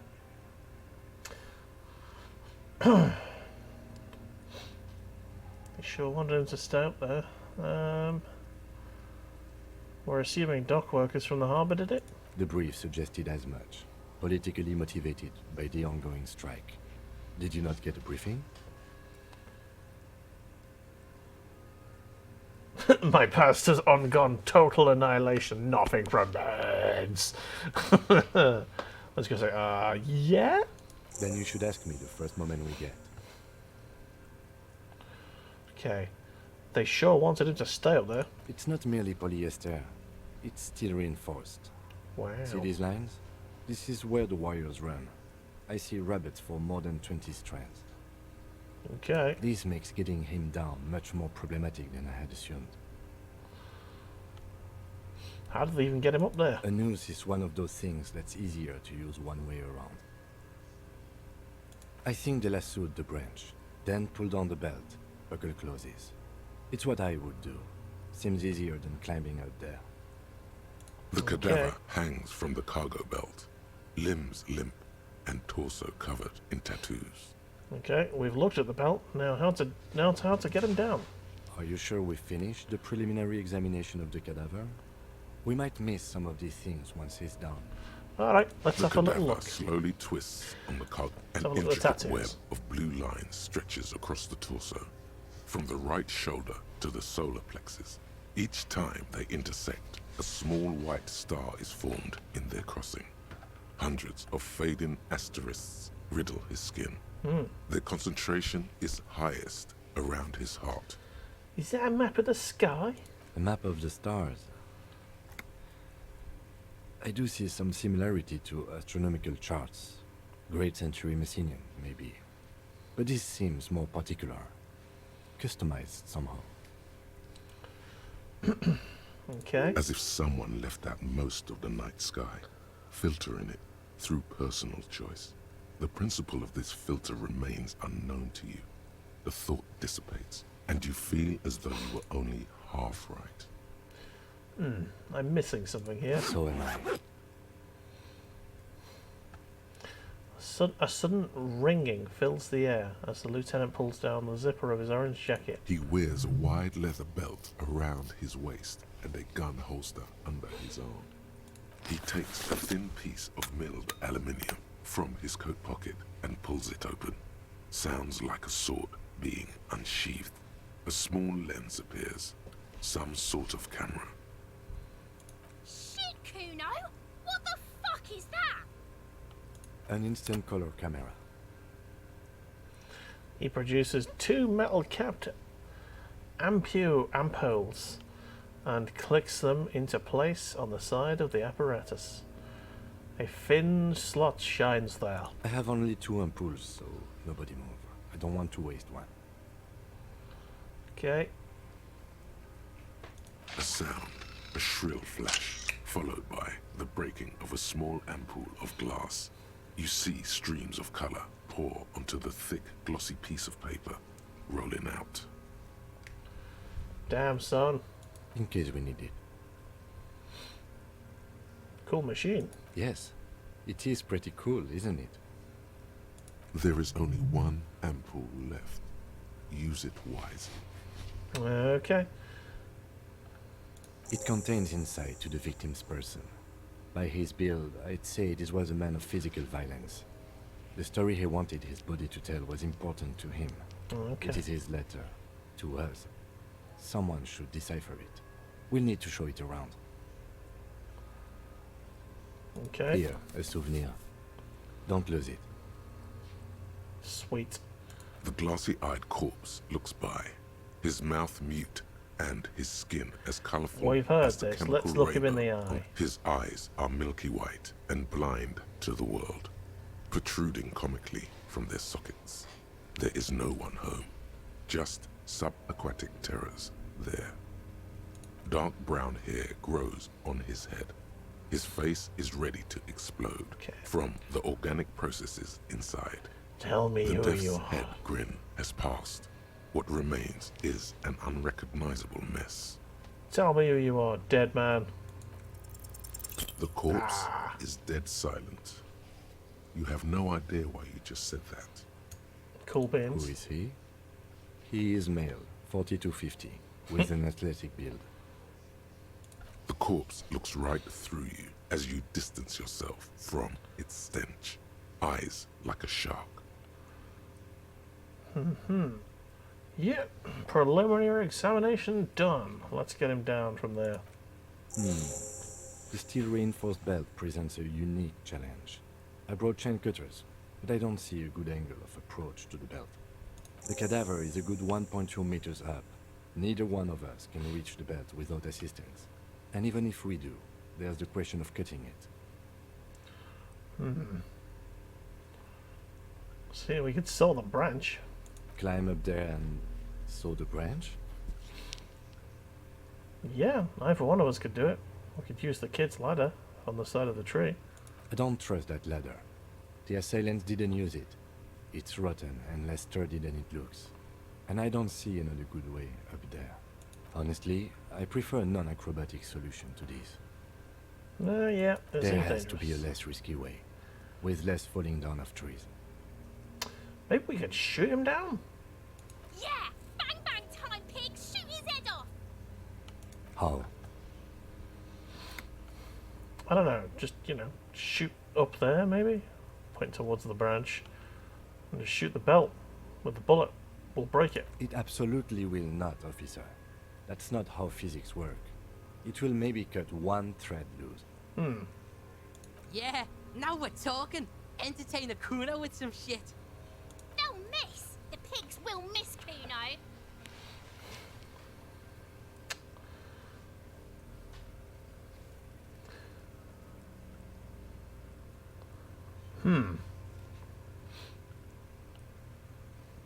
What do we think? I'm going to ask the lieutenant to have a go first. I'm more physical. I don't think I've got the aiming for that. I'll blow his head off. Take it! Take the Do shot! it! Yeah, take the shot. Kuno. Silence. With his elbow sharp, the lieutenant unzips his jacket Do it. and produces a lightweight firearm. He drops a paper cartridge in the barrel, separates the scouring stick, and gives the cartridge 5 tucks, securing it in place. He then steps back and assumes the fellow's desk position, taking aim. The corner of his eye twitches. His finger is on the trigger. Easy does it, partner. He's gonna fucking miss! The kid's voice is drowned in a shrill blast that echoes off the walls of the surrounding tenements. A cloud of smoke slowly parts in the air as the lieutenant steps back and says to himself, God damn it. a lot of things were wrong with that shot. The fellow's test was the wrong choice. His shoulders were raised, but above all, he cannot trust his eyesight. Fucking idiot! Mookaba asshole! Kuno Okay. could have hit it easy, but then Kuno's not fucking handicapped, is he? It's okay, man. Kuno's sorry too. Kuno feels sorry for the Beano Clad. The Beano Clad, what the fuck? The lieutenant doesn't say a word, just looks at the gun in his hand. Try again, No, maybe? We are lucky as it is. We didn't break anything, and the victim remains uncompromised. Any more mistakes could put us in an unfortunate position with the locals. Alright. I have to say, it's beginning to look unlikely we can get him down without assistance. You know, you don't feel like too bad of a shot yourself. Yeah, I could probably have a go. Can I have the gun? I should try. It's bad as it is. Us shooting firearms like punks. Go ahead. I'm not stopping you. Just don't lose it. Oh, that was... Oh, dagger to my heart. God damn it, Kitsuruga. They only have one gun! This is the sorriest pair of pigs Kuno's ever seen. Yeah, take it, you fucking banana pointer! Take it and shoot yourself in the mouth! Feel the weight first. The cold piece of bakelite and gunmetal is surprisingly light. Your fingers fit right through the guard, instinctively resting on the trigger. The fuck are you waiting for, Kuno? Tell him to shoot himself in the mouth! Kuno is silent. Aggression gathers in the air. The trigger feels delicate and ready to break under your finger. Point the gun at the belt. The buckle comes into focus in your sights.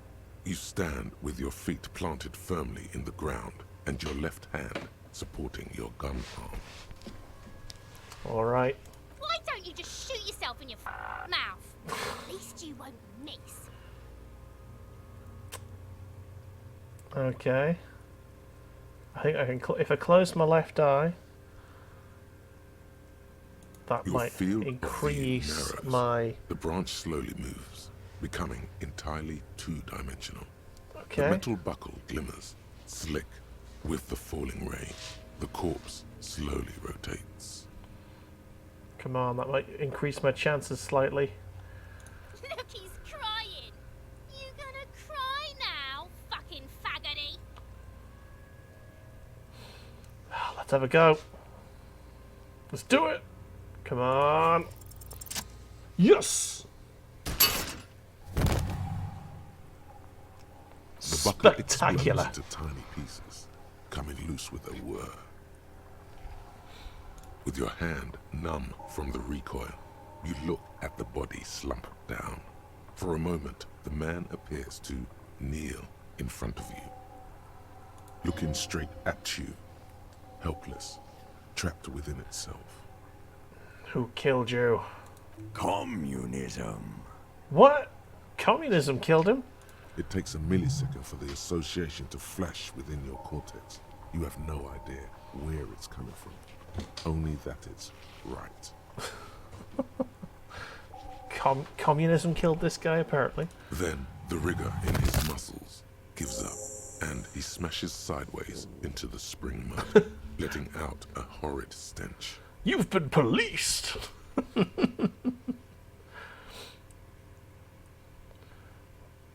Yeah, you've been policed. Ace is high. Slap it. Give him the old high five. Yeah! The lieutenant takes a little hop to perform the customary salutation. Your palm hurts from the slap. It's precise and down to the point. Yeah! I knew these guys were Okay.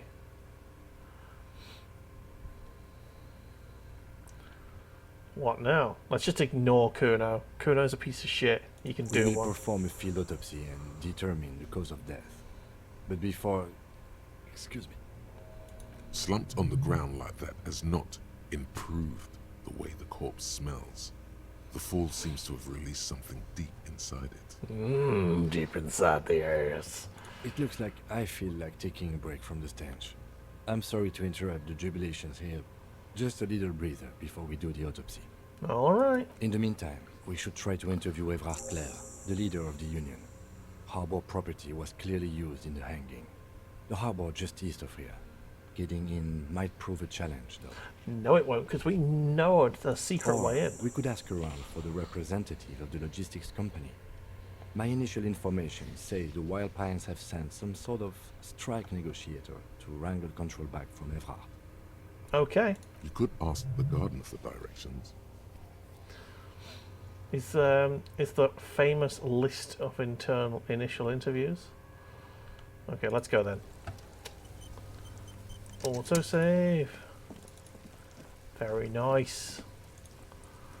Let's get up this ladder. Ladder with a capital lad.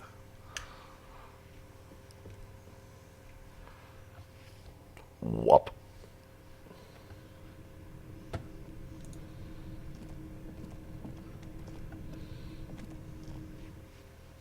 Up here.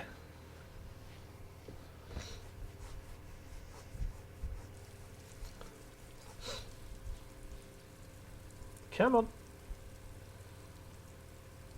You wouldn't believe that this was installed on a bloody solid state, would you? Right.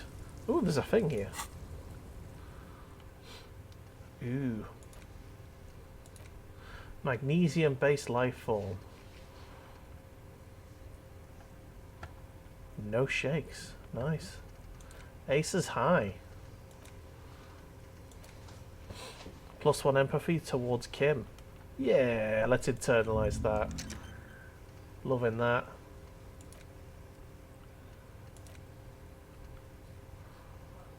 Okay. Ooh, we've got enough points to get to level something up. That's what we like. Right, physical instrument, I think we'll go for. We've got 2. Level 1 of them up.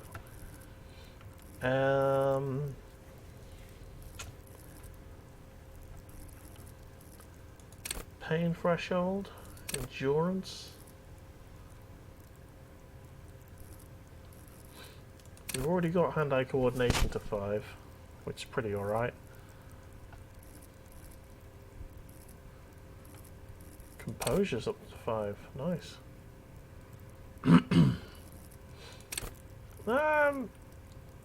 Come on then, let's just max out for physical. Yeah, accept changes in clothes, let's do that. We are a physical instrument. Wow. These barrels are half full of rainwater. No, what's that?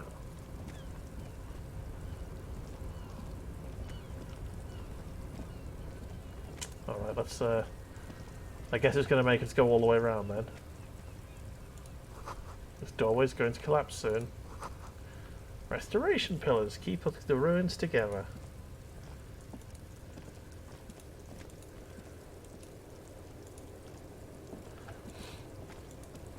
Okay. So how do we get to that? Can we climb up this way? Ah, so we can. Sweet. What's in there? Take all. Nice.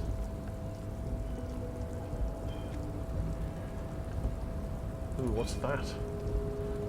Picking up rubbish from the floor. Bit of moolah. Bit more moolah. Love it.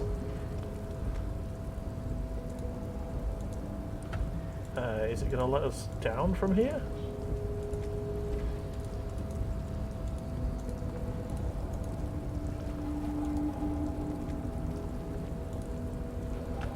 Okay, so I think we need to jump at some point.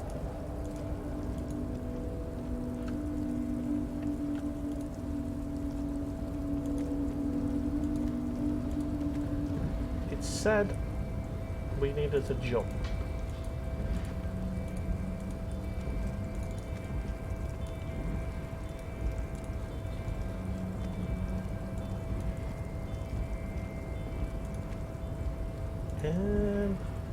Do we jump to that? Okay, so we made it all the way up here, and we don't know how to get down.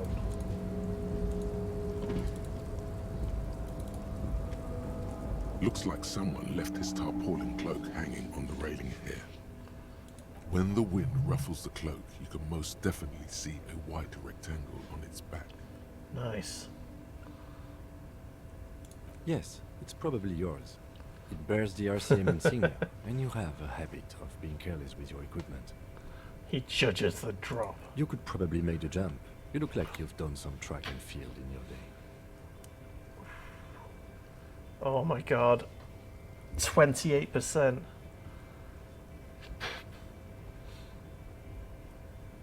Screw it, let's do it.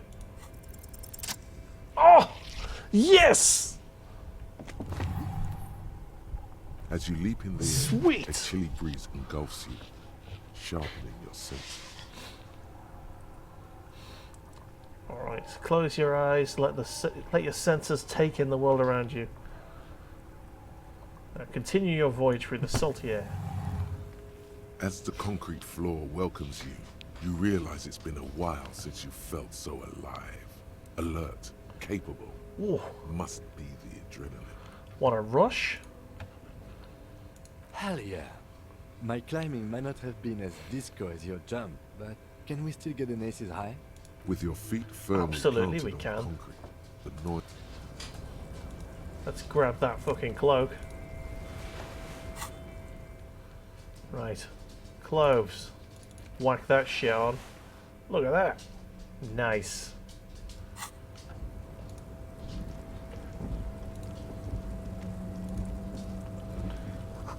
Collecting rainwater. Alright, so we're in the docks now.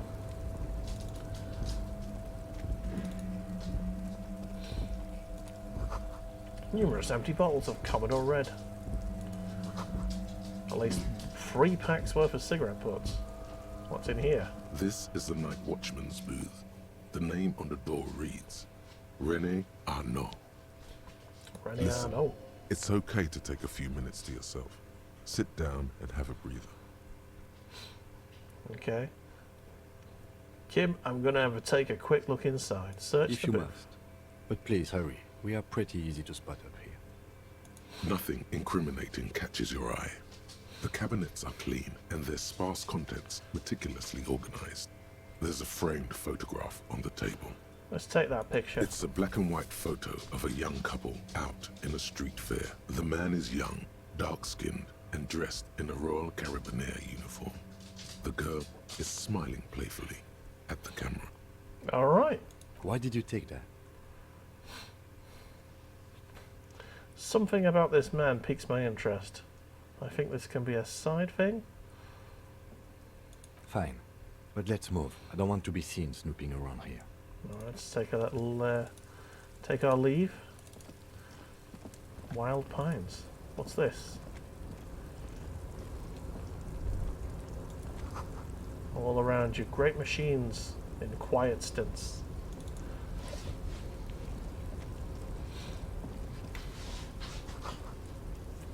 White pine trees are painted onto the screen covering. It looks like a forest under snow.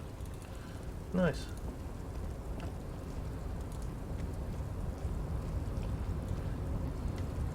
Okay. Ooh, what does this button A do? rusting control panel with several knobs. 2 buttons marked Marsh and Arrête are faded with use. It seems to control the large crane above. A container is attached to its hook block. With a loud grind, the crane shifts overhead, moving a massive metal container through the air. Okay.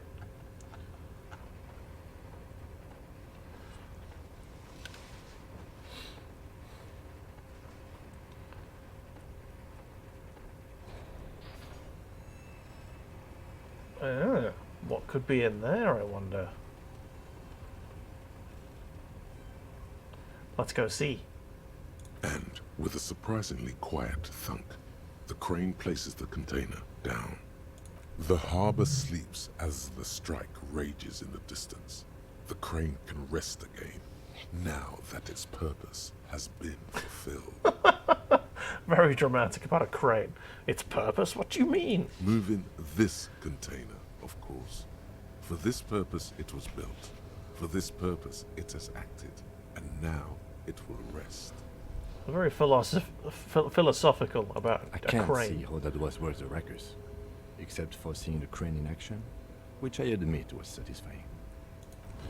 Cool beans. Let's have a little look up here. See if we can get in there. Before you stands a cargo container. Just one of many in the yard.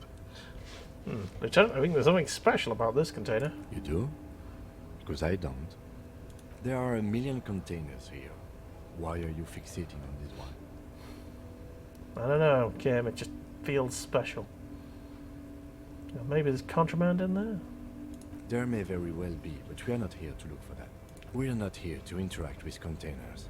We are here to interview the Union boss. Let's open the door. You attempt to turn the handle, to no avail. The doors seem to be mechanically locked. Okay. To your left, the lieutenant considers your actions with some puzzlement. Okay. Knock on the door. No reply. The knock produces a hollow ring of metal. Doesn't sound like there's anything inside the container. Nothing more we can do here. Alright, let's go. What is this? Oh, hang on. I've got a thought. The shipyard ahead is oddly quiet. The great machines are sleeping. Okay. Talking about the machine spirit now, are we?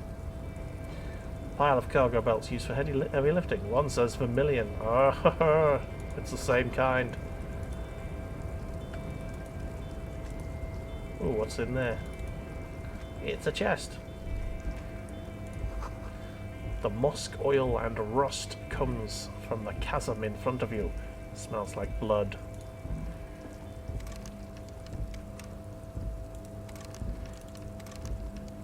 Damn. It's locked. Oh, what's this? I see something on the table there. Take all that moolah. An industrial-sized thermos. Smells like burnt coffee. What's this?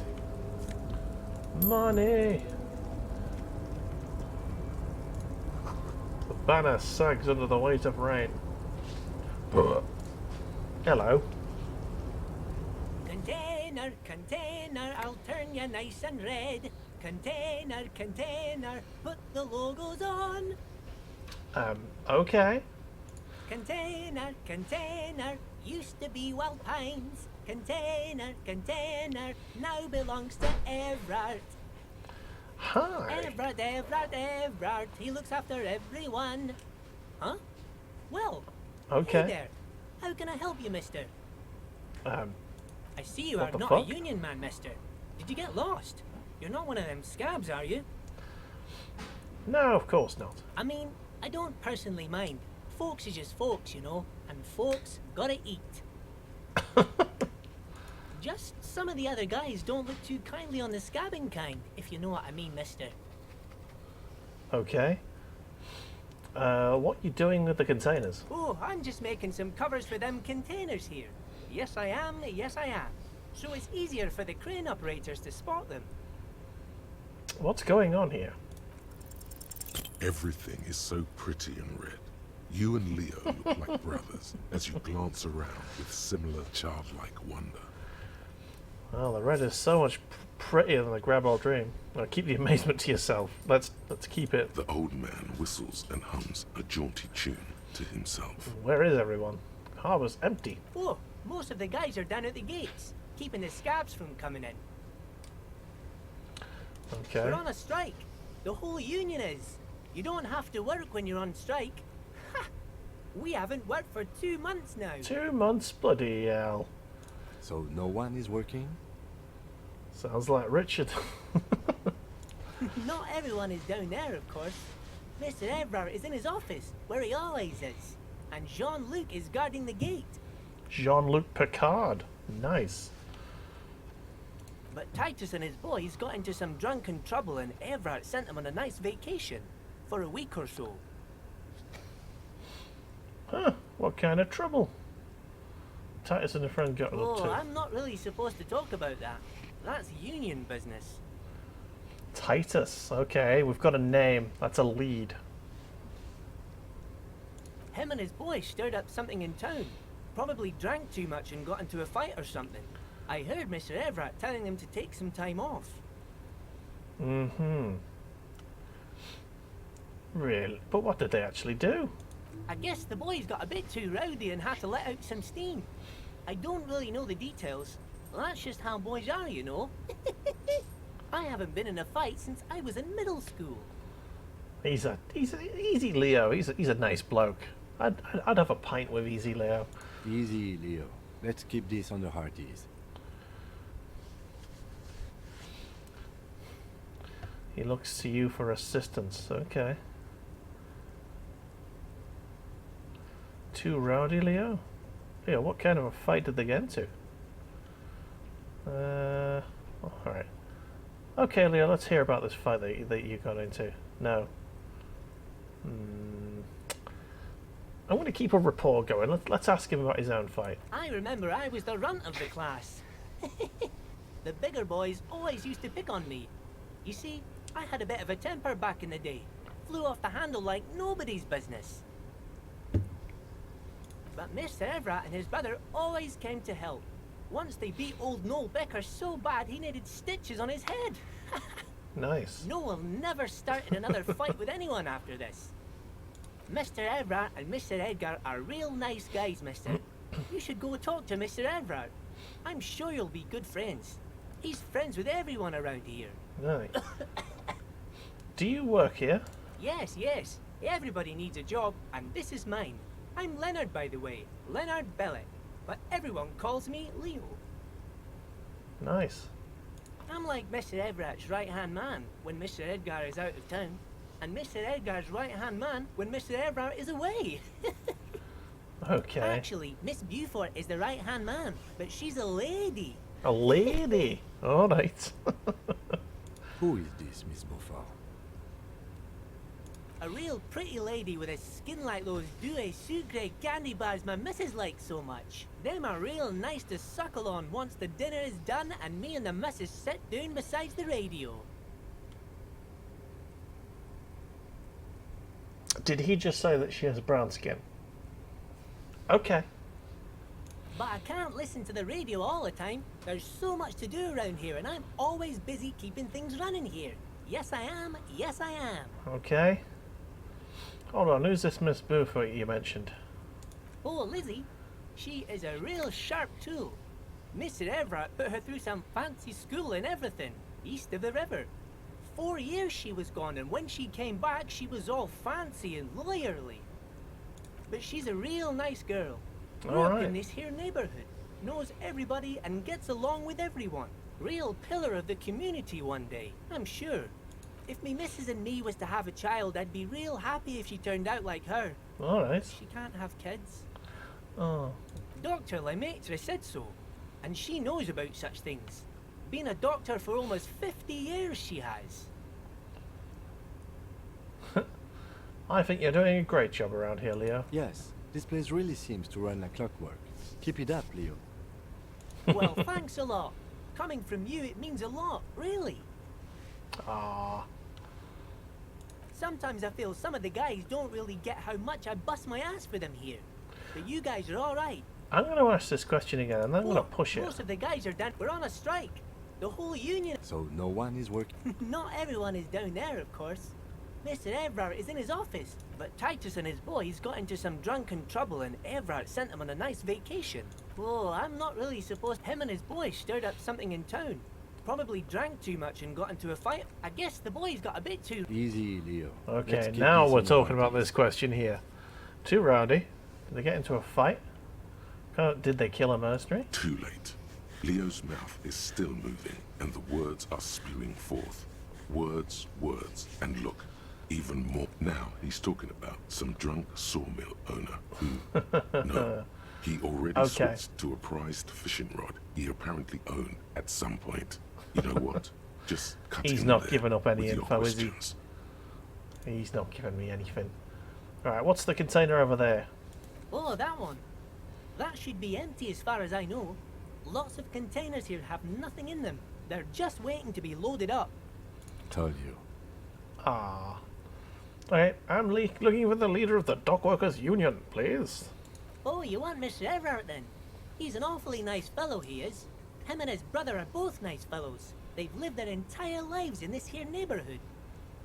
Good to know. Guys like Mr. Everard and Mr. Edgar, his brother, are real good guys. Made Martinez what it is today. Mr. Everard and Mr. Edgar and I went to the same school we did when we were boys. Easy now, Leo. I just want to know where I can find him. Oh, Mr. Everard is where he always is. In his office, of course. Sweet. I'm off then. Bye now. Lovely bloke. Lovely bloke. There's a camera there.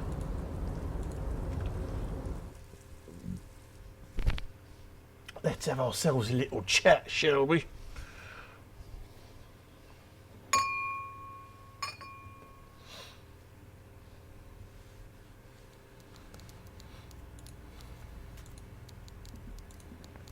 Hang on, what's this? What's this? What's this? Coffee in the giant thermos. It's still lukewarm. Very nice. A stair made of pallets leading up. What's the swordfish on the wall? It's a taxidermy fish that tells the time. Madness. Okay, let's have a chat. Before you is a walrus of a man. That is a seated face. behind a large desk. He looks up from his work, not the least bit surprised to see you. With great effort, he straightens himself up in his chair, yet says nothing. He simply stares at you with a mixture of expectation and impatience, well bottled. Well bottled. There we go.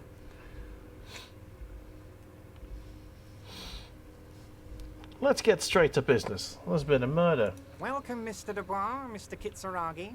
It's good of you two to stop by. Oh, man. Please, have a seat. My name is Mr. Dubois, apparently. I'm Everard Clare, head of the Debarders Union here in Martinez. Okay. I'd offer you my hand, but unfortunately my health prevents me from getting up. You understand? Yeah, you're a fat shit. He looks extremely comfortable. The tiny folding chair, on the other hand, looks like a torture device. Okay. You go ahead, detective. Whatever he has in store for you, it can't be good, he thinks. I'll do my best. Okay. Forget about that. What's with this Dubois stuff? You're getting some seriously bad vibes from that name. That's me, that.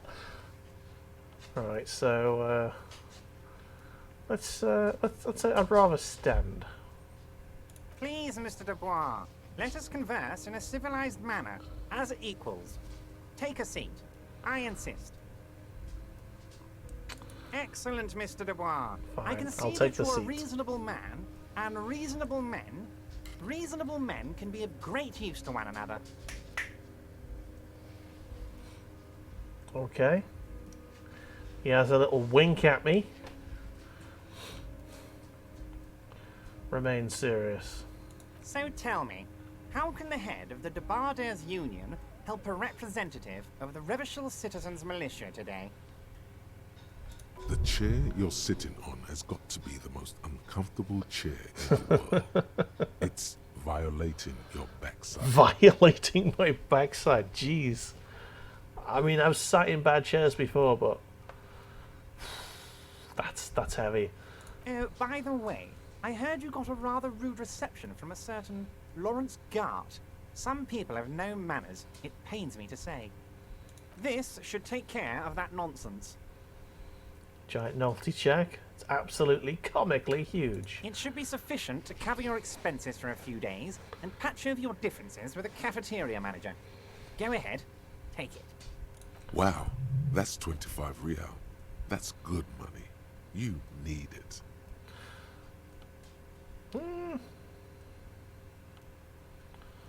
Let's not take his money. Keep it. I'm good. Okay, okay. I respect a man with principles. No handouts, then. Now, I'd like to set your mind at ease about one other matter. Your lost gun. Let me assure you, Union people are on it as we speak. I've got my best hounds looking for that lost gun. His slug-like lips move, but all you hear is an echo. Lost gun, lost gun, lost gun. The world is swallowed by a black hole of fear. Only 2 words escape its gravitational pull. Lost and gun. Let's get that. No, you know what? For now, we're good. How do you know about my lost gun? I know everything, Harry. Right now, I know that you're worried. Don't be worried. Everything's going to be all right. So my name is Harry Dubois, or something along those lines. It's not like you left it loaded. You didn't lose a loaded gun. Local children aren't out there playing with it right now, pointing it into their own mouths. It's in a safe place. I just know it. I have a feeling everything's going to be all right. It was loaded. There were 2 bullets in it. You always keep at least 2 barrels loaded. Composure. Oh, come on, let's try it, let's try it, let's try it. God, you're sweating. Your knee is jerking. You're about to cry, aren't you? You're about to cry because you lost your gun and those children are going to shoot themselves with it. No, I'm not about to cry. Try to stay cool. Mr. Dubois, you don't look so good. Heal yourself now. What is this, Mr. Dubois? He keeps repeating. What is he trying to pull here? You need... Mr. Dubois! Mr. Dubois! Harry!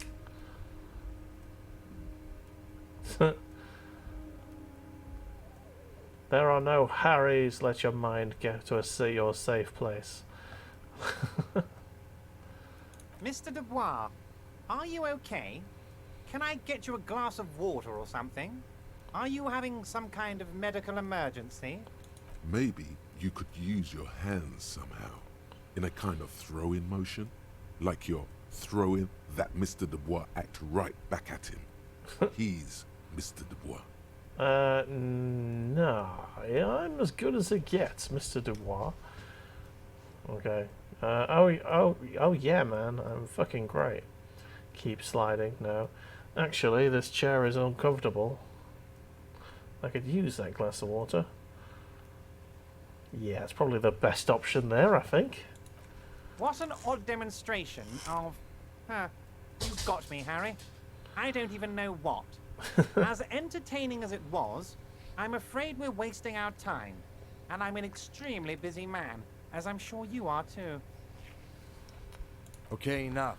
We are here to ask you some questions pertaining to a murder investigation. Quick, here's your window.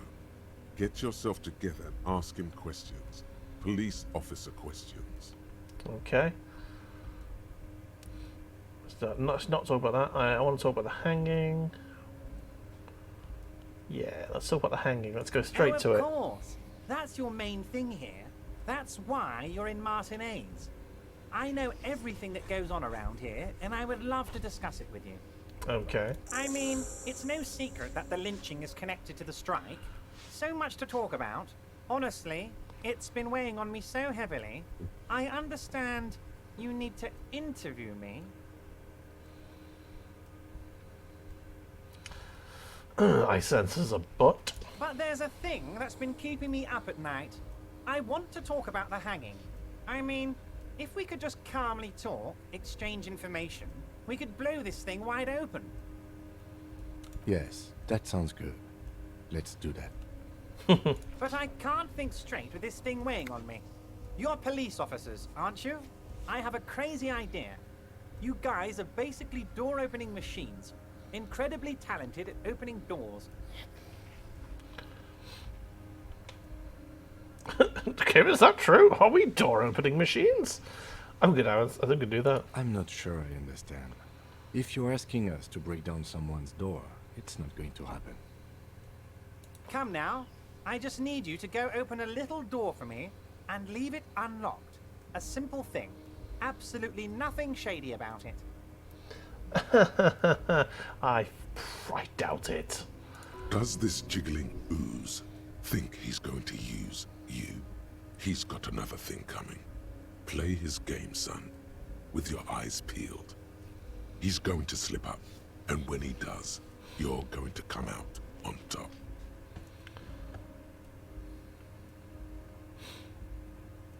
Why don't you just open it yourself? Harry, I'm a very busy man, and more importantly, I don't have that extraordinary physique you do. You look like you could run around all day. You want to send someone a message that the police are working for you. I repeat, I'm a very, very busy man, Mr. Kitsuragi, and therefore I must occasionally enlist outside help. Outside so help? What will it be, Harry? Whose door is it? Oh, no one's. It's just a weasel. A weasel lives there. Nothing for you to worry about. A weasel, you say? What do you mean by a weasel? A loud blabbering weasel. When weasels feel no one is watching, they start acting foolishly. Right. Just go there, unlock the door, and leave it open. It's been such a burden on me, Harry. I just want this to be over so I can discuss business with you. I mean... I bet you don't even know anything Harry, about my hanging. dear friend, I am what people call a local bigwig. I know everything that goes on in Martinez.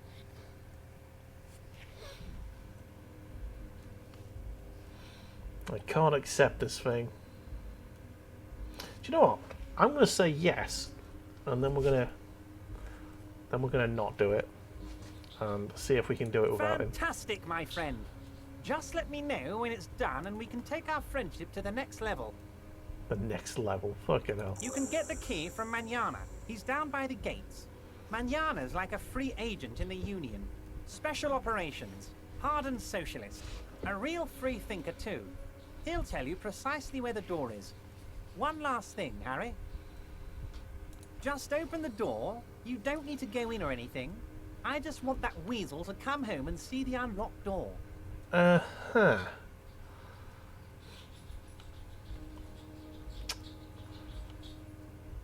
Okay, let's Wait. leave.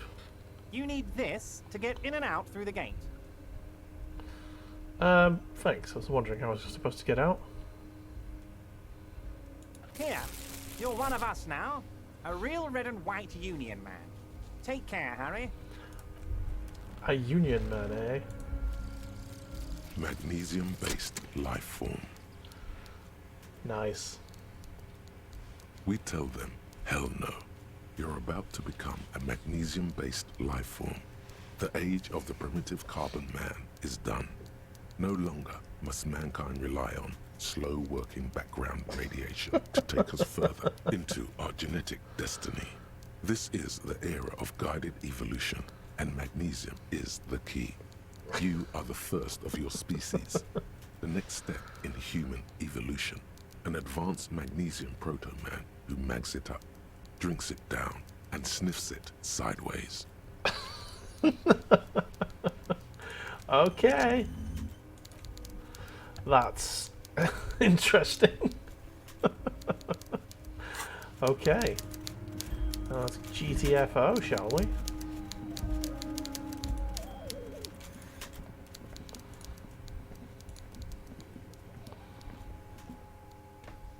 Let's see. Let's talk to the socialist at the gates and see if we can get ourselves some information. Might figure out exactly why we're being asked to unlock a door.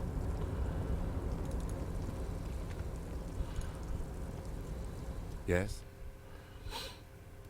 No. Okay. I thought you'd have something to say about that, the opening door thing. Apparently not. Apparently he's cool with it.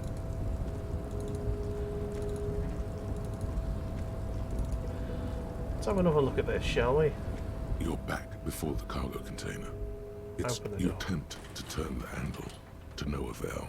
To your left, the lieutenant considers your actions. Alright. What's this say? You see a faded instrumental. Instrumental lettering. Oh, okay. Out we go.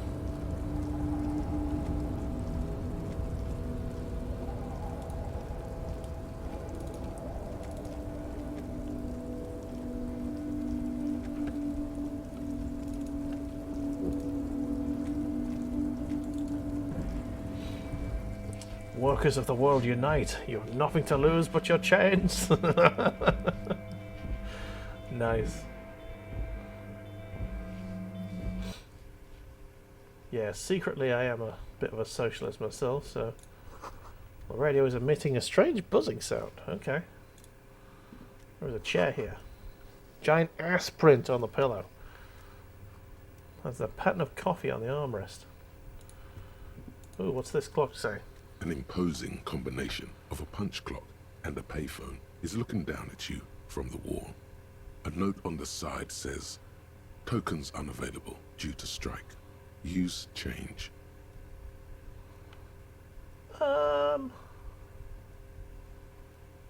Yeah, fuck it. Let's do it. The machine swallows your coin and seems to be waiting for your next move. Let your muscle memory dial a random number? Come on! Your fingers run over the dial pad. 005.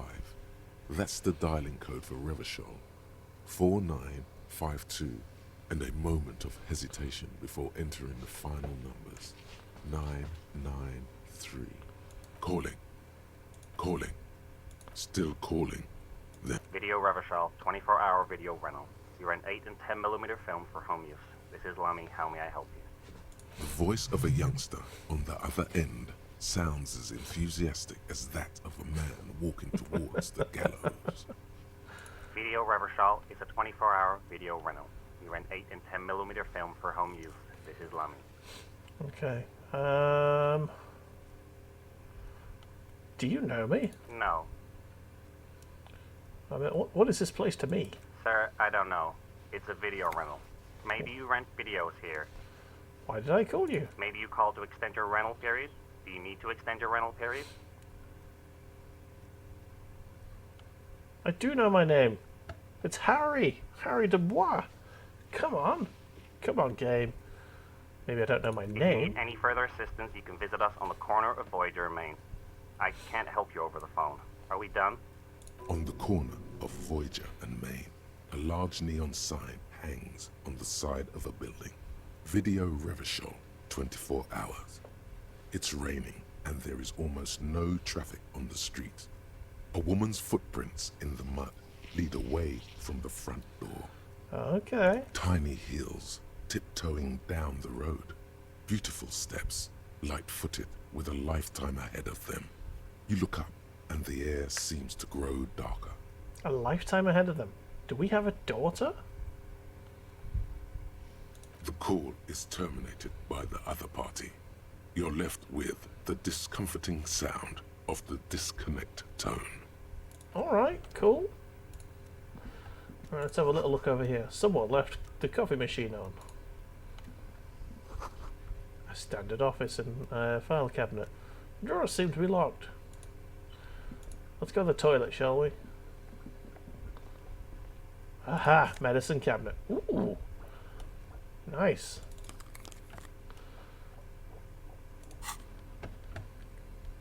Extra visual calculus and one less drama. Do we want to be more dramatic or more visually calculating? Visually calculating. Okay. Oh, the yellow gardening gloves don't give me any negatives. Let's use them.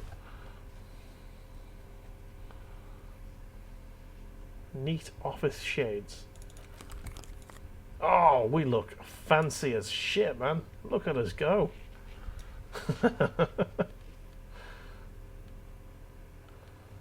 Sweet. Ooh, what's this? It's a book. Use interact button in inventory to inspect the book. Okay. What was I looking at? It's here. Items. Interact. There you go. Yeah.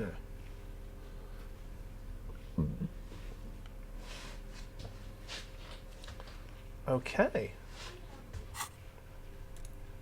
Typewriter. A Dewey typewriter. Every worker equals member of board. It's written at the top of the flyers. Alright, there's nothing else to do here, I don't think. Let's go to the door.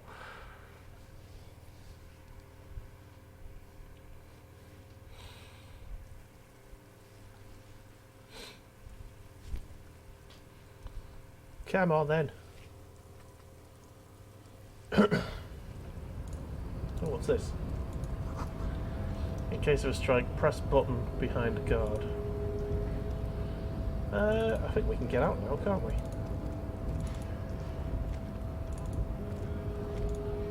Hello, you. Who are you? Scab? Call me Mañana. What did he just call you? Oh no, not this again. You just got away from that fucking kid. No, I don't want to deal with this. I'm not a scab. I'm a cop. I was just messing with you. No one's ever seen a cop scab. Imagine, you cops going on a strike, but then another cop comes in and says, let us cop for less money. Speaking of, what brings the RCM here? To the Wild North? Come to see the strife? Everett said you have a key to a door. A key, huh? What door is this key supposed to open? I don't know. Some whistleblowers, I think. Oh, say no more. I got you. I got that key right here. And let me tell you, it's mighty good of you to help us out during the strike. Working class solidarity, as they say. I'm not opening this door for myself. I'm opening it for all working men. I knew this man was a commie. And it's a good thing you're doing too. Thanks. Oh, man. What you're looking for is a basement door behind the greenhouse. That's behind the whirling in rags. That's all I know. Our organization is what you call compartmentalized. Means we keep out of each other's business. Okay. Okay, but where did you get the key from? The janitor gave it to me. Nice fella. We talked about life and things that really, truly matter. None of this mess we're doing. This jiving and juggling. What's it for? To feed our children, I guess. Anything I should know about this task? This weasel person? When he'll be home? I'm more of a philosophical dock worker. I like to talk about the big picture stuff.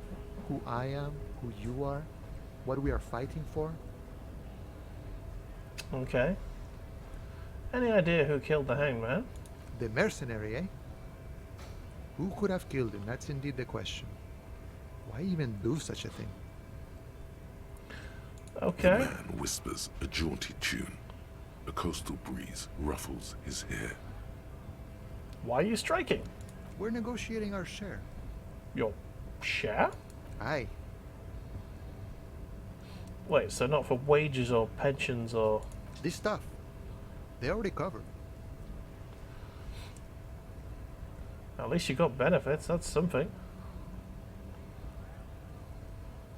Or however much you feed the wolf. The wolf always wants more.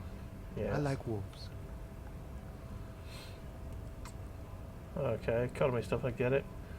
How large a share would you like? All of it.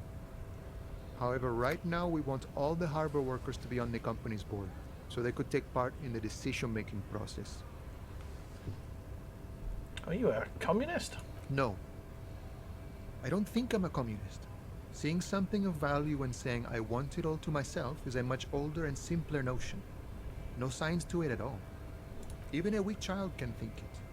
The only things holding someone back are I can't and I shouldn't.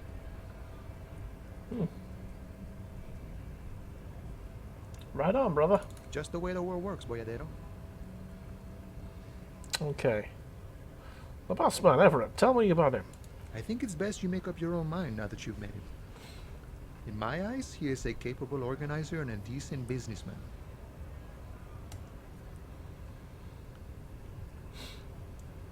What does bossing the union entail, anyway? I guess you kind of get to be the village chief. He oversees the harbor, makes deals with the owners or other relevant parties, watches out for his own.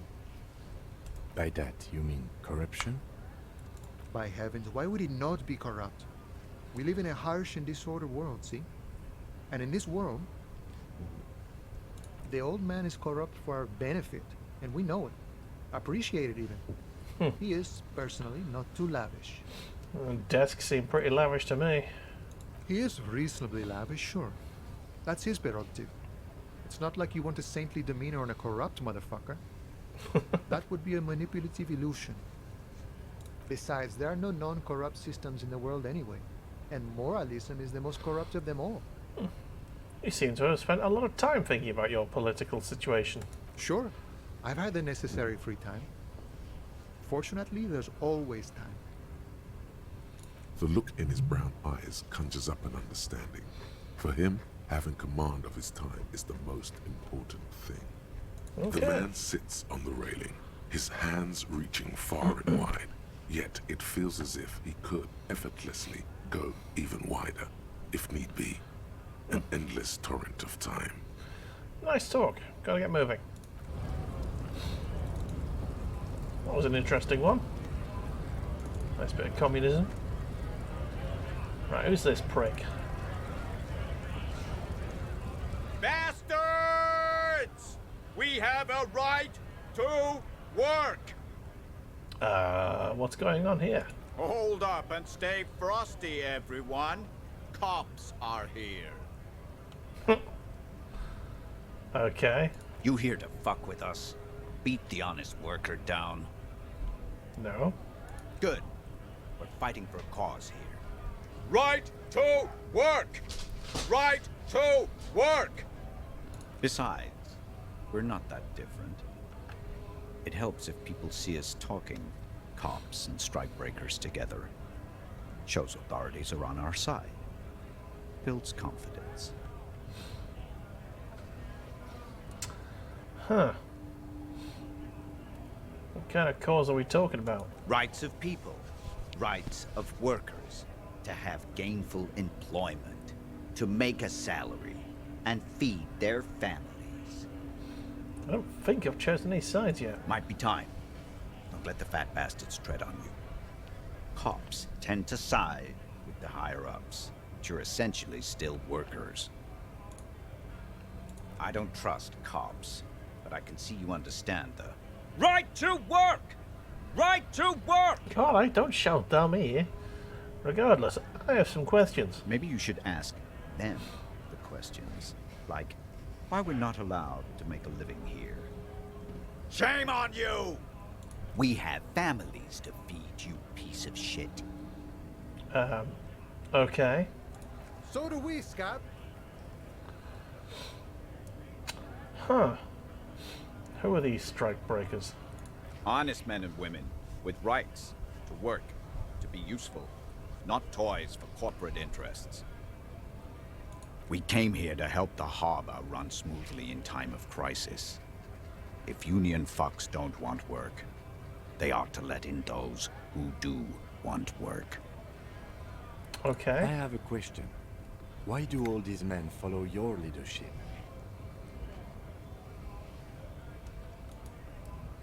You think they follow because I'm big and loud? No.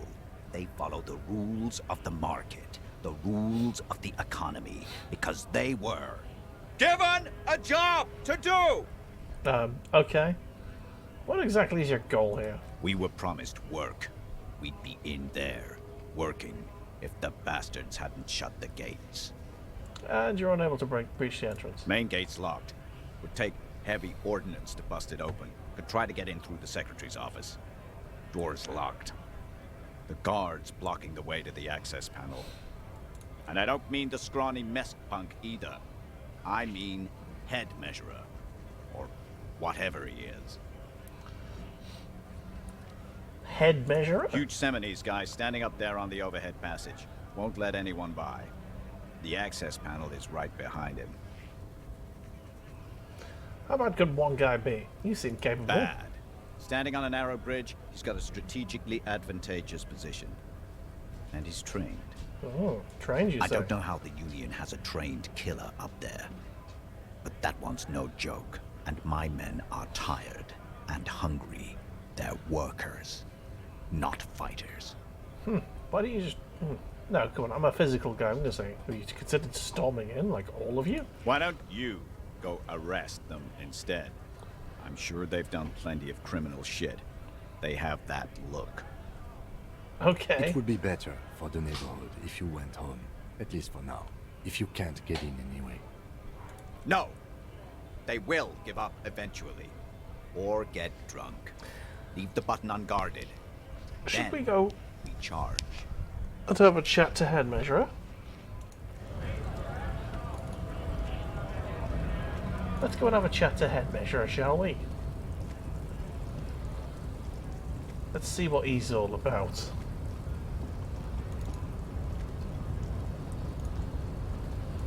Hello. Nobody betrays your degeneracy. Okay. Yeah, Measurehead. His body totally betrays his degeneracy. Betrays my degeneracy? What the fuck are you on about? Your body does not betray your degeneracy. That's a lie. You're in great shape. Say nothing. Size him up first. Are you admiring my morphophysiology? It must be frightening to stand in the shadow of this racial pinnacle. Racial pinnacle. Alright. Sandwich. Calm down. You are not in danger because you are not a threat to me. What do you mean my body betrays my degeneracy? You have succumbed to Al-Ghul. What? You reek of it. An invisible sword of Al-Ghul emerges from your throat. You cannot see it, but others can. It is making the woman in my company sick. Smell your breath. Kim, is it really that bad? It's not good. Thanks, Kim. Thanks for It's getting my like back. a rat crawled into your stomach, got drunk and drowned. Okay.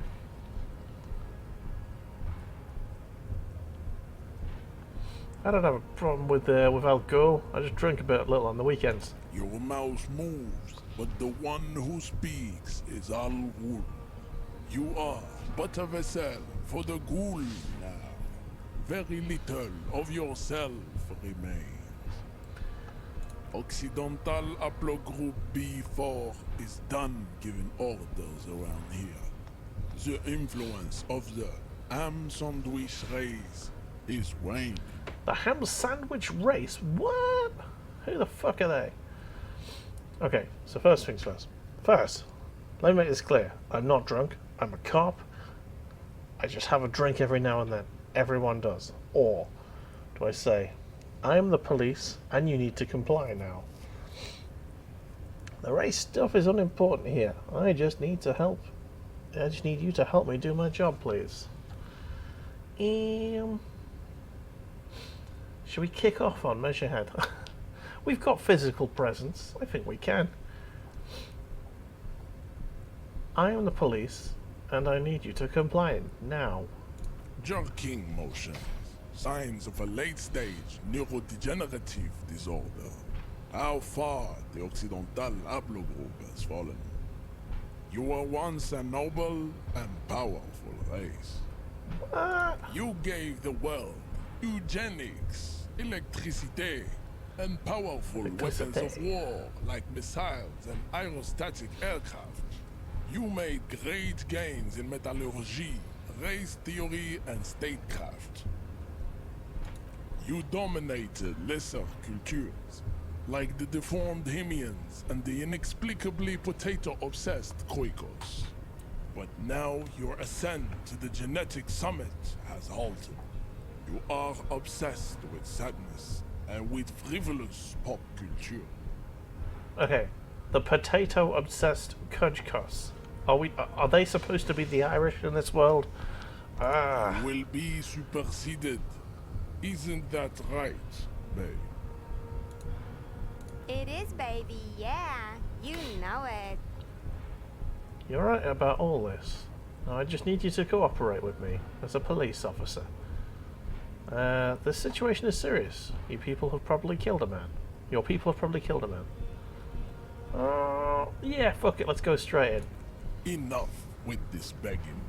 You should leave the stage of history with dignity by inviting the other races to a great world war. Bring your troops to the Seminine Islands and to Boogie Street, and we will pulverize you. When you are gone, we will build a museum for you. The walls will be lined with bottles of Al Ghul, your beloved beverage.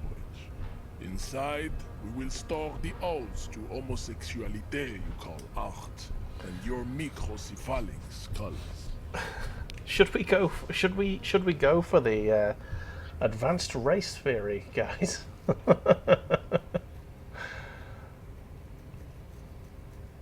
I don't know.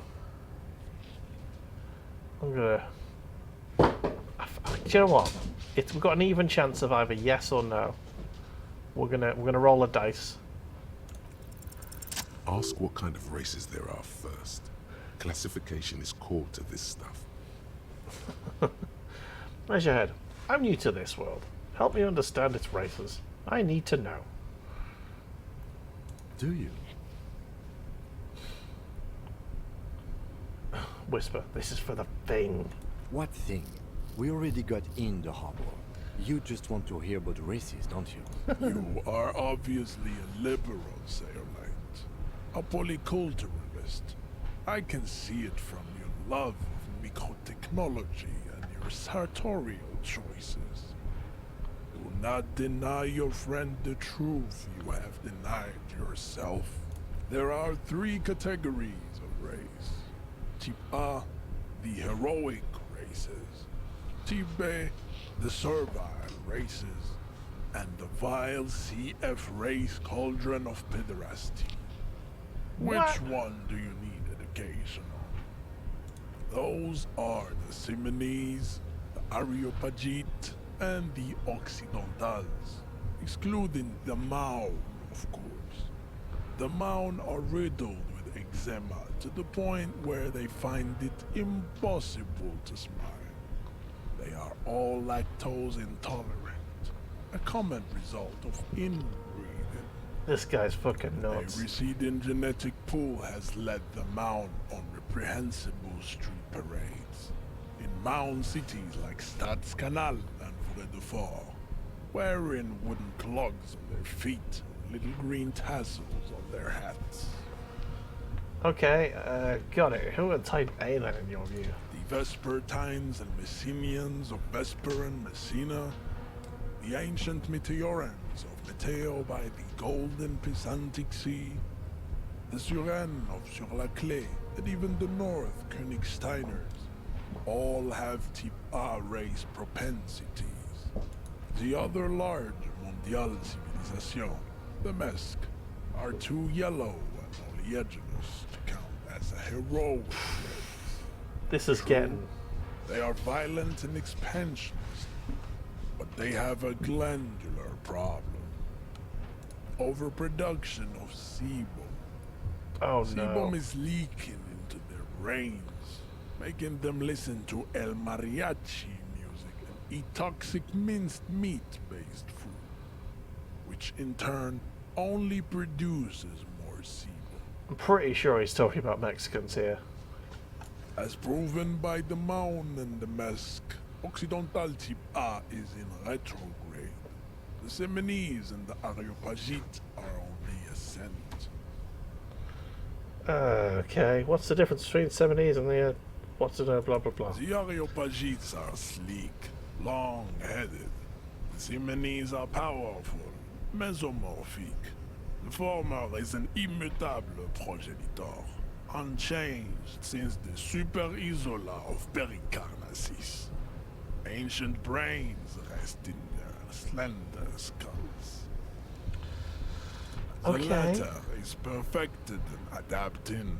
Together they form the Simeno-Areopagite or Simeopagite super race. That is all. Super race, bloody hell. Type A races in the world. Alright, who's Type B? Type B are the unheroic races, amorphous non-competitors of the great race. The Koikos and the Vacholier, they are mud-colored people. Oh no. To an untrained eye, the Koiko appear white and pinkish, like a ham sandwich. But look into their eyes and you will see. They are of an indistinct muddy I think we are going to punch this loser in so the is face. their skin. Unhealthy, sweaty, and ashen. Pinkness is a racial quality that has to be earned through centuries of advanced ballistic warfare. Oh, come on, this guy's a fucking nut job. People have undergone for drinking alcohol and smoking the degenerate tobacco and for eating potato. The Koiko. What, potato makes you bad now, does it? Are all inexplicably I'm gonna punch this noob. obsessed with that. The only thing they like more is dividing into microscopic ethnostates, like political amoeba. The Vacholians, halfway between Type A and the racial cauldron.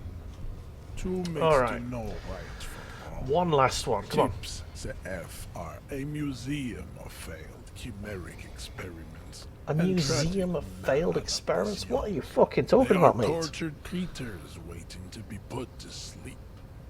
Your morbid interest in them worries me. What? Chimeric experiments? Lesser races like the Mosquito, a grotesque mixture of a Mesk woman and a Seminese man. Only possible if the mother is Mesk and the father Seminese. The other way around, they fail to produce offspring. That can't be true. The Mosquito is born sterile, like a donkey. All they have left is to ride customized motor carriages with hydraulic suspension, listening to aggressive El Mariachi music to vent their impotent despair.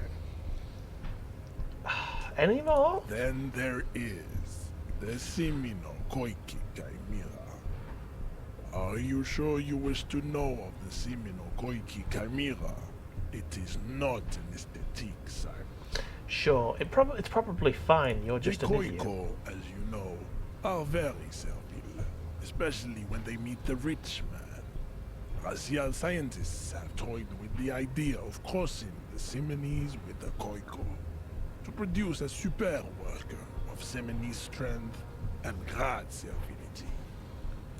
This will never happen.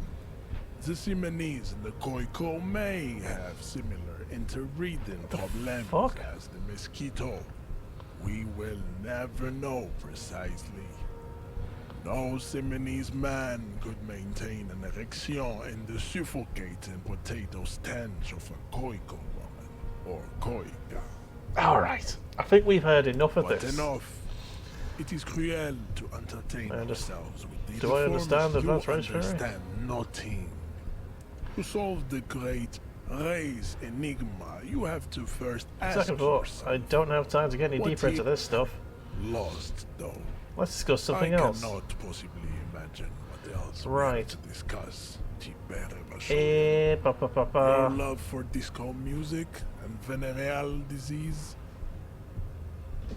Racists are generally not Those very good tattoos. examples of their race. Okay. Welcome to Revachol. You hear him yell at a redhead woman visiting the fritter nearby. I am not like them. I am craniometric perfection. I have taken the trouble to permanently draw a phrenologic grid on my skull and features. This guy's gonna get This punched should out so dispel hard. any doubt. True, that is a noble cranium, but you got a hard noggin yourself. Okay, you sure I'm not cranially superior to you? You exhibit forward projection of the jaw, indicative of schizophrenia and sexual inaccountability. From a purely aesthetic standpoint, the dimple in your jaw makes you look like a baby.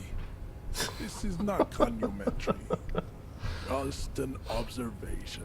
What else? It is impossible to see any more of your bone structure. It is covered in the ravages of Al-Hul. From what remain of your features, I can see fleshy lips, baldness of the head, and long arms relative to lower limbs. He's gonna get punched. This leads me to conclude you are not a police officer. You are a common criminal, an offspring of murderers and sailors from Sur-la-Clé and Vesper, and possibly even the degenerate sheep herders of Ubi. Interesting. So one of my ancestors was Sur-la-Clef, and the other Vesper. Your racial heritage is uninteresting. It is the same as all Revacholians. Your parents and their parents made the decision to reproduce while under the influence of Al-Hul. That is the only reason you are here. He's right there. It's almost impossible to get it on unless you're both drunk. It's too scary when people are sober. Isn't ever out the Union boss, Mike? Don't be vulgar. White or not has got little to do with this. The race enigma runs much deeper than that. Yeah, but you're still serving. How does that feature into your life? Mr. Clare is a man of vision and means. He has the will to confront international capital. Something your race, naivistic communists, never did. Also, to serve is noble. It takes discipline. Your petulant individualism has only contributed to your race failure. This It guy's is fucking lax tit. and moronic. Communism is pretty cool.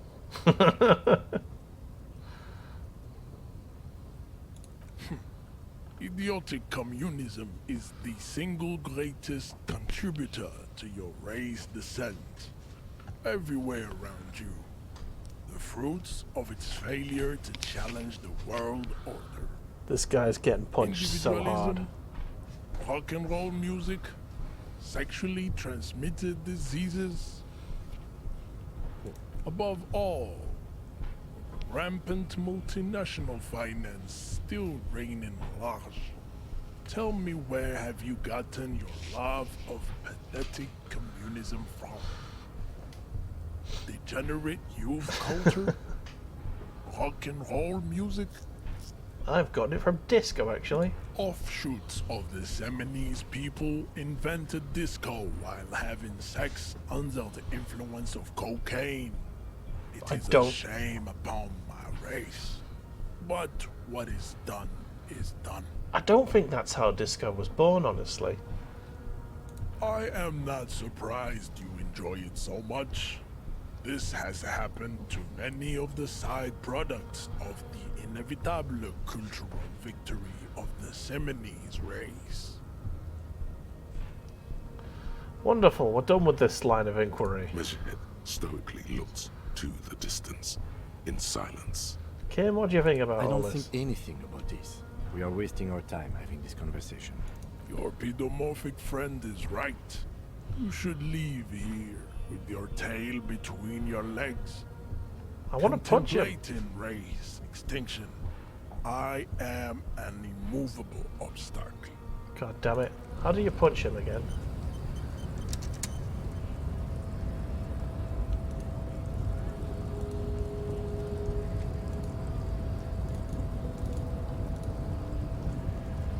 Your race descent has only worsened since I last saw you. Come on, how do you punch him?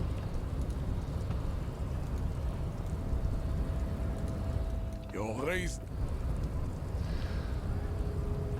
Okay, so we can't do anything with that. Right, held stuff. I don't know how to punch him. Huh.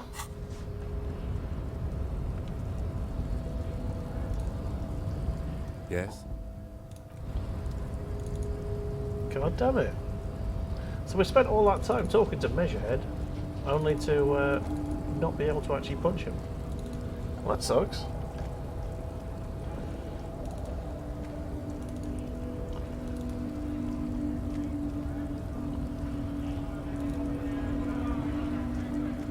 Alrighty then. I think we're going to go and have a little look at that corpse now.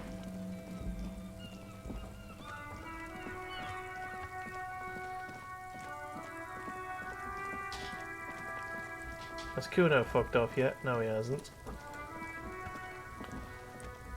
The rotting man lies on his side with his eyes looking straight through you. The belt is still you around talk about his his neck. tattoos. His body God damn is it. supine and open to intrusion by autopsy. The lieutenant adjusts his glasses and takes a deep breath. First, what exactly is the field autopsy? Come on, officer. You know what a field autopsy is. You've done 100 of them. Let's get in there. Clap. There truly is a time for everything, even for yellow gardening gloves. However, they are lacking hygienically. I suggest you get in there in limited capacity. All right. I'll ask you when I need you to. For the most part, maybe I should handle the contact and you take notes? Okay. Where should I take these notes? In your paperwork, officer. Just fill out the field autopsy form. You're not going to believe this. I think I've lost my paperwork. Now they only have one paperwork too. Officer, what haven't you lost? I still got my disco trousers.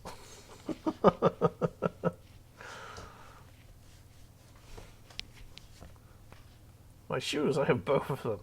Found the other one too. Good. Otherwise you would only have one shoe now. Continue. I can give you my paperwork. There's an autopsy form there. Several actually, but only if it helps move things along. Let's work off yours for now. Right. The autopsy form is near the end.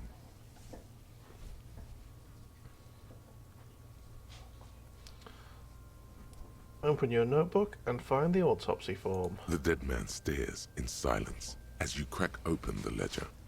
The bright red paper is covered in boxes and lists.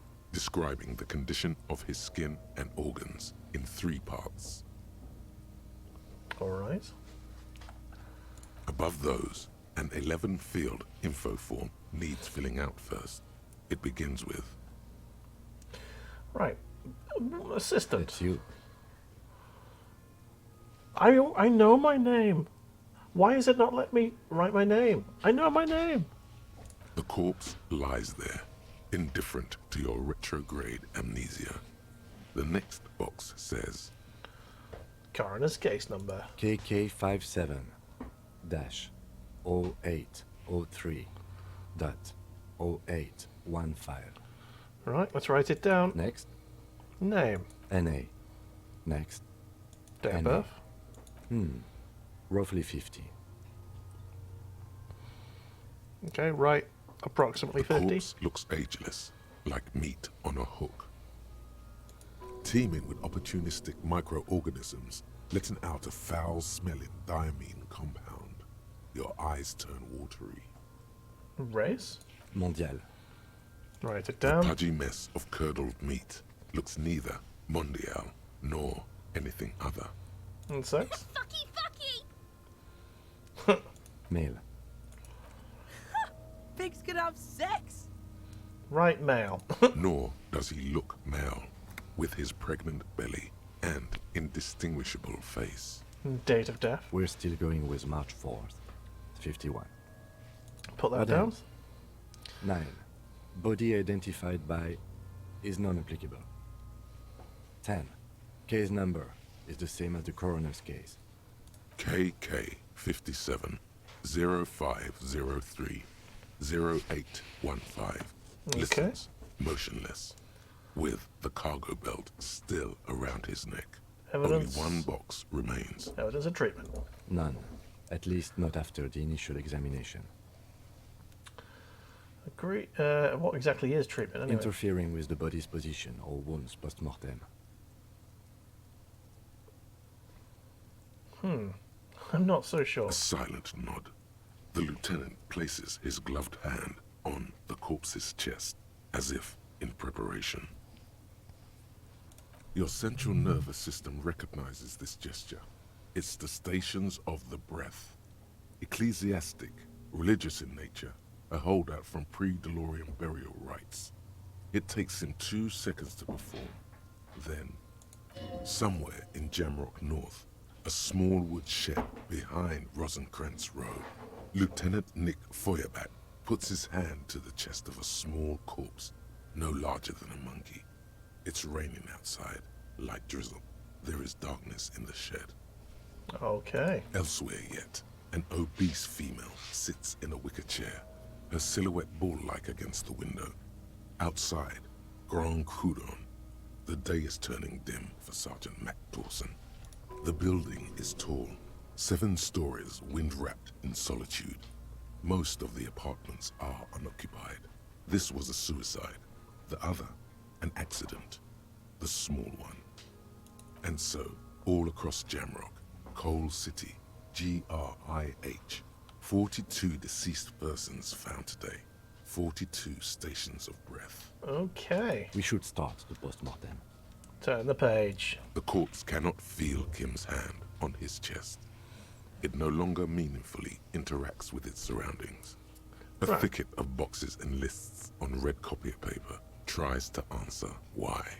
Alright, 1 external examination summary. Clothes. The deceased wears armored boots and white briefs. The make of the briefs is Babrodine, I think. Let's see. See, it's happening. Babrodine, yes. Inexpensive. Size M. Color white.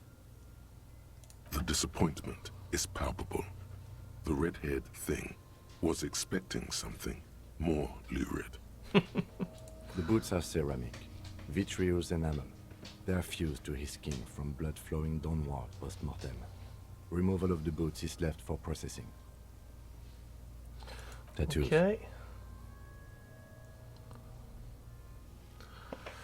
The upper torso is covered in a single, continuous tattoo, resembling a map of the night sky. It reaches from the right shoulder to the heart. The ink is blue and white. The assistant has a color photograph of the markings to be added to the case files as document A1.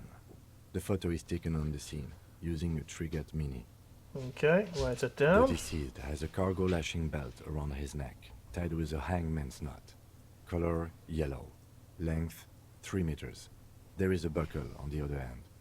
Well nourished, athletically built, measuring 1.8 meters. Generally consistent with age, about 50. Preservation is good. Ambient temperature below freezing. Okay. The spine is bent more than the lieutenant compensated for. This buster's actual height is about 1.85. And no, you could not take him straight on. I'm going to write 1.85 meters, Lieutenant. Of course, I undercompensated. Okay, write it down. Body hair is light brown. Distribution is consistent with age.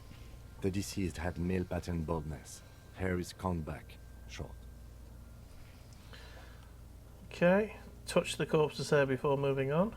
The hair under your latex fingers feels cold to touch, wet.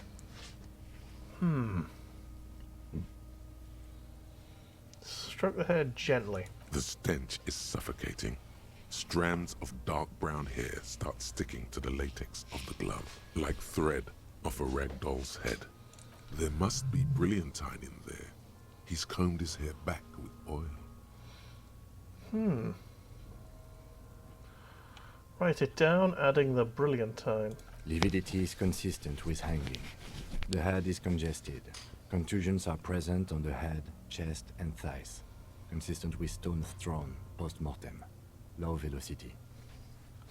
Kuno's gonna have something to say about low velocity. Wait for it. Fucking low velocity? You think Kuno doesn't know what you're talking about? Velocity was fucking max. Fuck off, Kuno, you twat. Talking shit about Kuno's velocity. In addition, there are bite marks on the face, scalp, and chest. Consistent with predation. Predation? Write down. Ligature mark. The lieutenant produces a small folding knife, with the other hand pulling on the belt. He starts cutting into the polyester. The stench is horrid. After a while, it's obvious the material cannot be cut. The steel wiring. There's too much of it. We need to remove the belt so we can get to the ligature mark. May I try? It's no use. We should get chain cutters. You can try with them. I have a pair in the toolbox of my kinema. Alright, let's go get them. Corpse. We had a good rhythm going.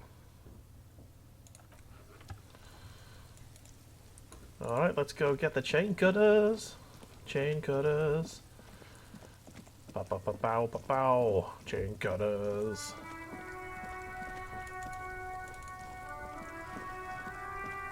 Inside, you see a set of steering levers, a radio microphone, a pull-out toolbox. The metallic drawer slides out from under the seat and clicks into place. The tools inside are neatly organized. Take what you need, officer. It's going to be a long case. I'm not protective of my tools, like some men are. He's clearly a little protective of his tools. But what can you do? Work is work. Let's say the pry bar. The pry bar feels nice and cold in your hand. Heavier than you'd think. Cold and heavy. Like truth. You feel like you're reunited with truth once more. Useful for opening all sorts of doors and lids. Take the chain cutters. The handles are long and sleek. Snap, snap, go the cutters in your hand. You can do good work with these. Cut chains, locks, and ropes, especially belts. Take the hand-cranked flashlight. It's robust. Not flashlight, flashlight. And well made. Police issue. Oh, I'm tired now. It's getting on, isn't it? Lets you see things in the dark you would otherwise miss. The pull-out toolbox slides back into its nest. Preheater gauge castle. Let's go. back we go.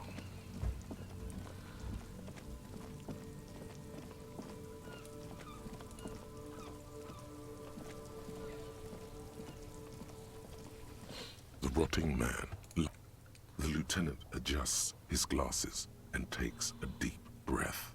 Okay. So, external examination. Now with the chain cutters, let's cut the belt. Cut with as much precision as you can, please. See, my pig is gonna fuck his head off. No, he ain't. Your pig's a boring fuck. Okay, look for a good spot to cut. The belt is equally tight around the whole circumference of his neck, swelling over the edges like white bread rising from the yeast. The knot is the weak spot.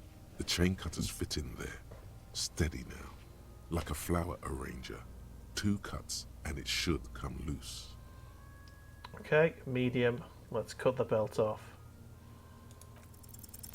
After some deliberation, you Yes. sink the cutters into the knot tying the belt together. You squeeze the rubber handles together, sweat forming on your brow. Press down. Snap! The knot is slashed.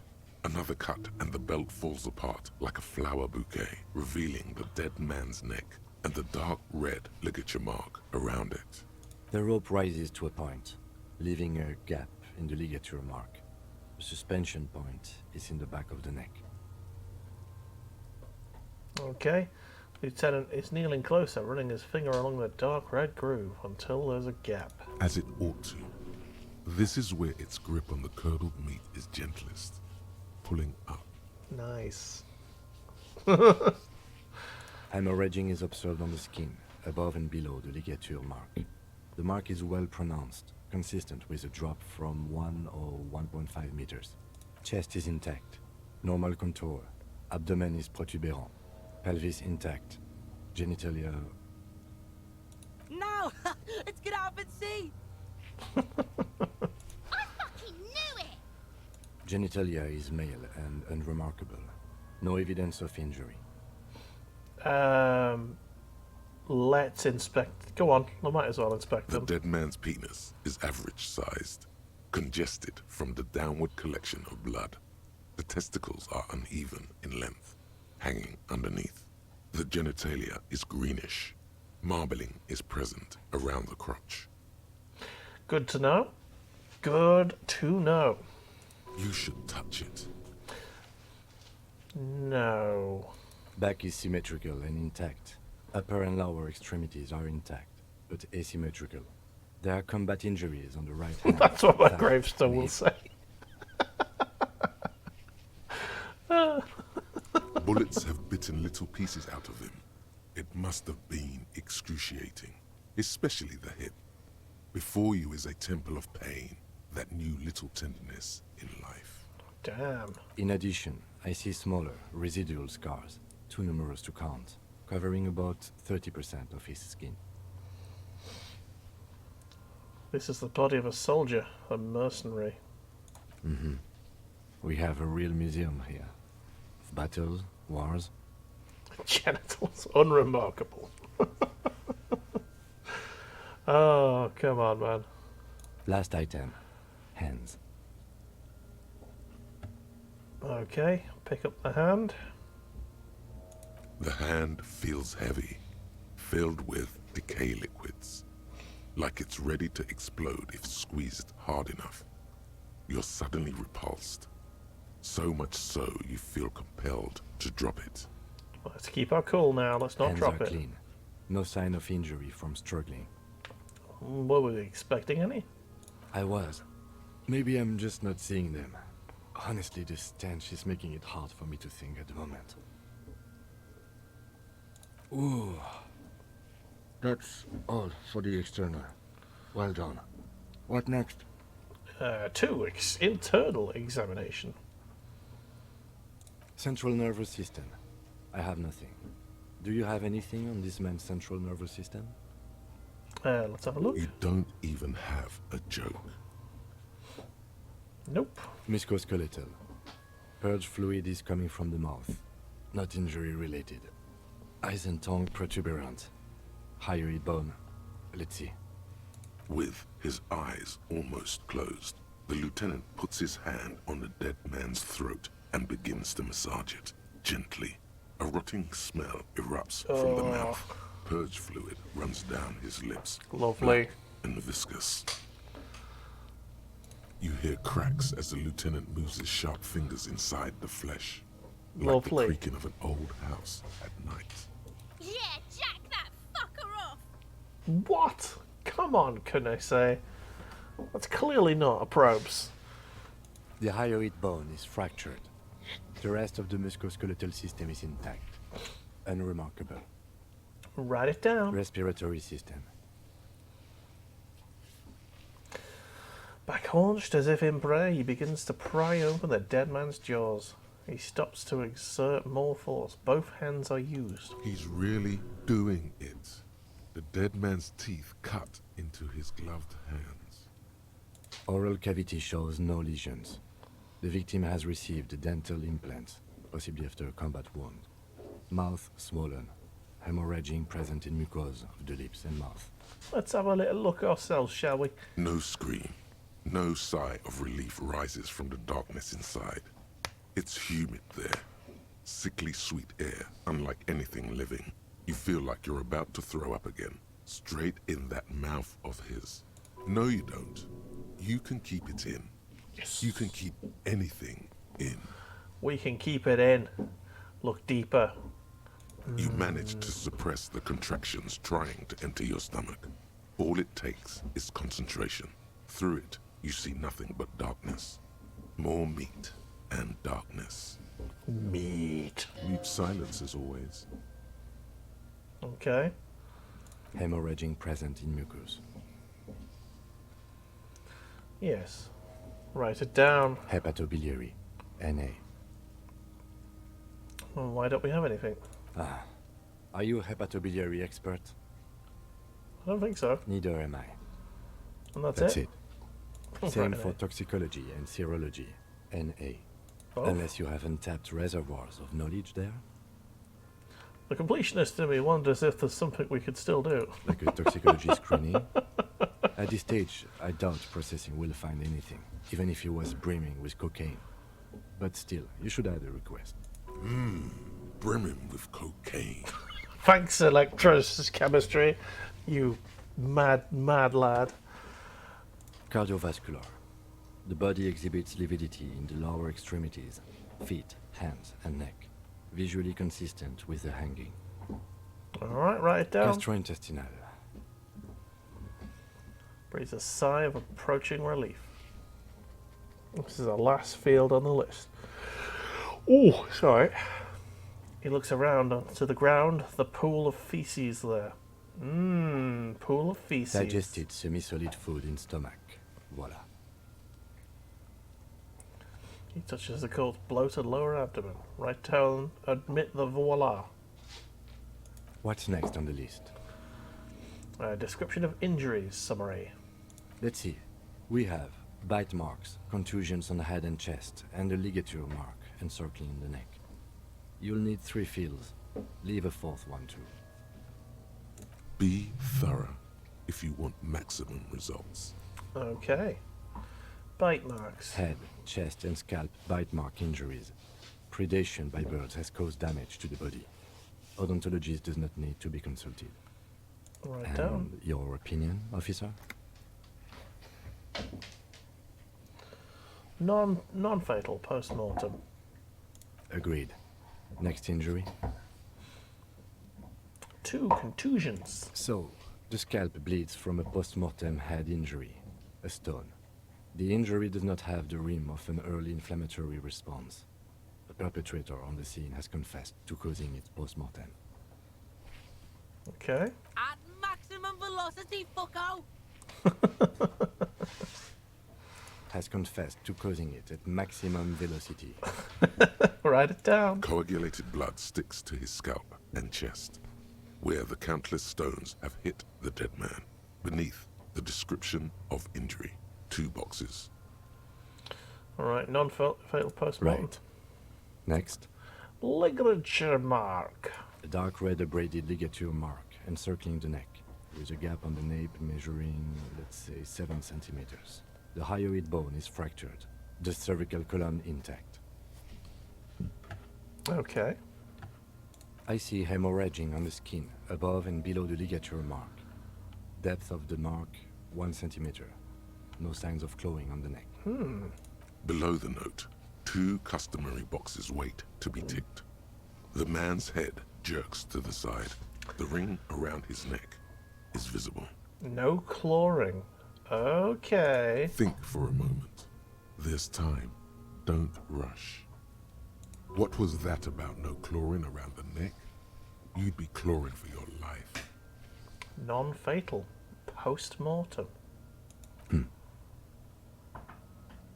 A column of cold air encircles you, rising slowly upward in the shape of a courtyard, bordered by cracked plaster, windows, seagulls perched on air conditioning units.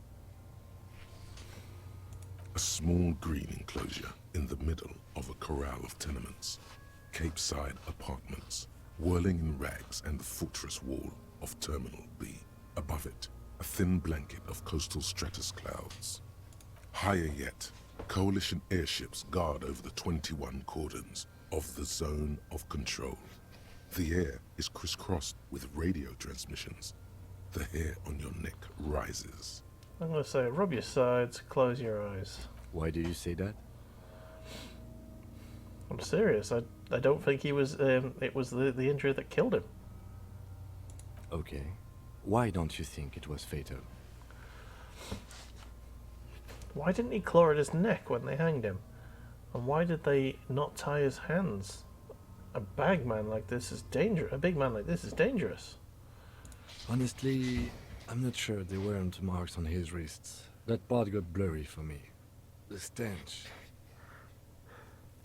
But you are right. There should be signs of struggle. Let's leave the cause of death empty for the time being. Let's wrap this up. I pronounce this field autopsy over. What now? Now we put him in a body bag and I drive him to Faubourg for processing. Okay. The lieutenant looks at the dead man one more time, then at his notebook, then at the corpse again. You tilt your head, also looking at the corpse. Okay, I'm going to say perception, legendary. I've got one of these actually, so why don't I add something to perception?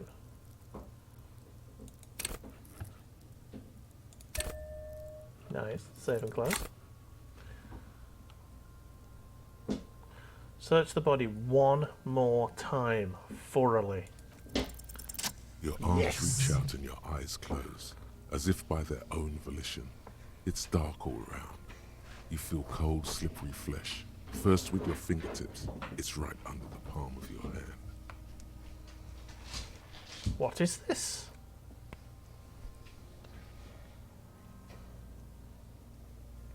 His face, his cheeks, his nose, his fat, swollen lips. Like a rubber spider, your gloved hand crawls on his features. Everything is silent, all around.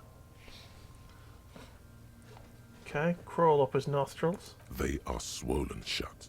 You need to really push to get in. Push your fingers in his nose. Only the little one fits.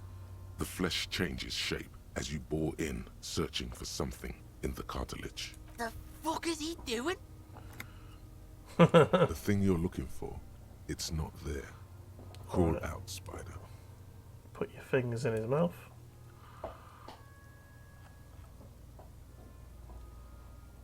The oral cavity is cold and moist. A ball-like tongue attaches itself to the base of the mouth, lolling around like a scallop.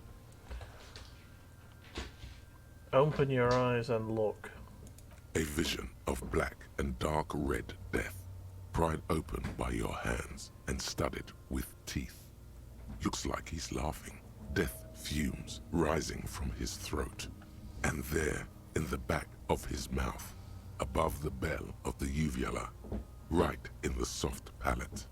You see a hole, barely visible to the human eye. Ooh. It is swollen shut, almost vanished. No larger than 0.4 centimeters in radius, the edges appear darkened. Touch it with your finger gently. A black trickle of liquid runs into his throat from the wound. Put your finger in. Your index fits right in there.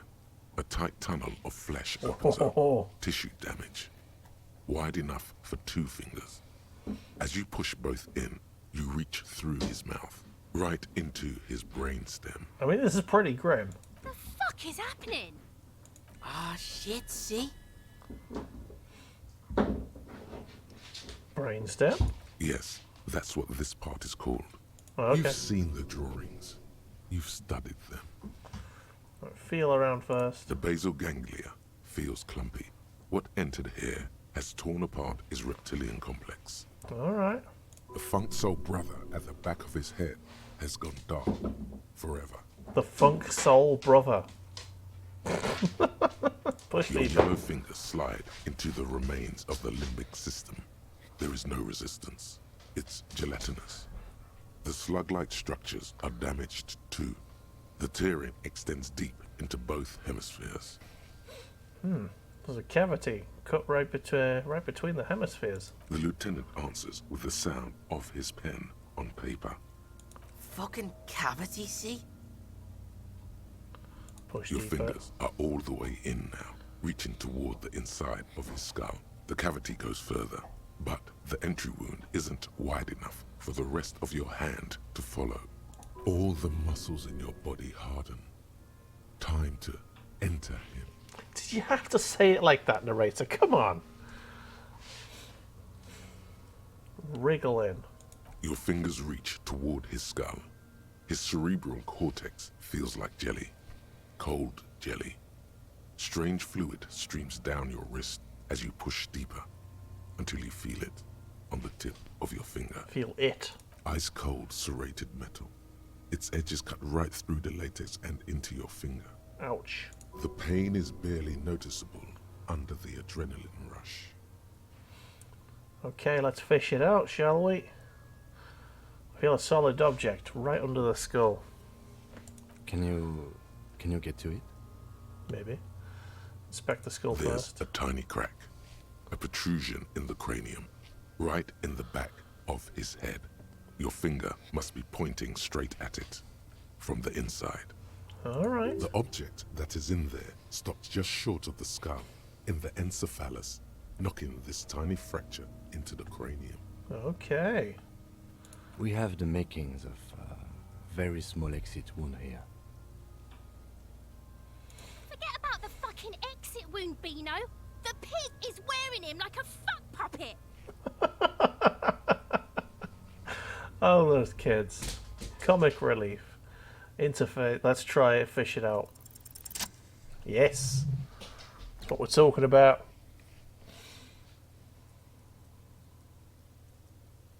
You pick the object between your index and middle finger. Feels sharp, like metal. You press your teeth together. Your jaw is clenched. All you need to do is just... Slowly pull your fingers out. The inside of the head feels cold and smooth, like a glove. Sweat dripping down your brow. Careful not to lose the prize between your fingers. With a plop, your hand emerges from the mouth. The garden glove is covered in blood right up to the wrist. Oof. Between your fingers, Wrist deep. a small flower. A blossom made of lead. Oh. Fucking beautiful. A bullet. Yes. The bullet falls in the bag, leaving a smattering of blood on the plastic. He raises the bag under his eyes and says, A non-caliber rifle. Some kind of brittle alloy. Fractured on impact. Can I have it? Of course. You deserve it. Cool Looks like we beans. need to add one more item to your injury list. Injury number 4. Oval entry wound with an abrasion collar. Soft palate, back of mouth. High velocity. temporary cavity in brain tissue, small exit wound on the occiput. How does that sound? Let's do the strong silent type. Let's say nothing, just nod. Opinion, fatal injury. Agreed. And one last thing. We can now fill in injury number 3. Ligament mark. Opinion, non-fatal. Post-mortem. Treatment. Yep. He's proposing the bullet was the real cause of death, and the hanging an attempt to conceal this fact. A ligament mark on the fractured hyoid bone. It was all treatment. Yes, and the belt around his neck. The hanging. Even dragging him to the yard. All of it was done after this man was already dead. Agreed. I have had my doubts for a while now, since I saw there were no signs of struggle on his hands, and no claw marks on his neck. Continue. There have been other Hello signs there. too. Small things. We were right not to assign hanging as cause of A death. husky is as coming the to see me. perpetrators Hello, expected we you. would. No such luck for them. What you doing? What you doing? I'll be with you in a minute. Go on, go to bed. Okay, so maybe the bullet holds more answers. Yes, we should take a closer look at it. I am certain it has more to tell us. Hello. You want attention, don't you? Sorry, the dog's decided that my stream has gone on long enough. This little thing could reveal much about the weapon that shot it. Nice. Okay. What happens next? We put him in a bag and carry him to the holding pen of my kinema. The body bag should contain the odor for the duration of the transport. Sounds good. I would drive him to processing, but it's too late to do that today. I'll do it first thing tomorrow. No problem. Sound. One more thing. This was really good work, detective.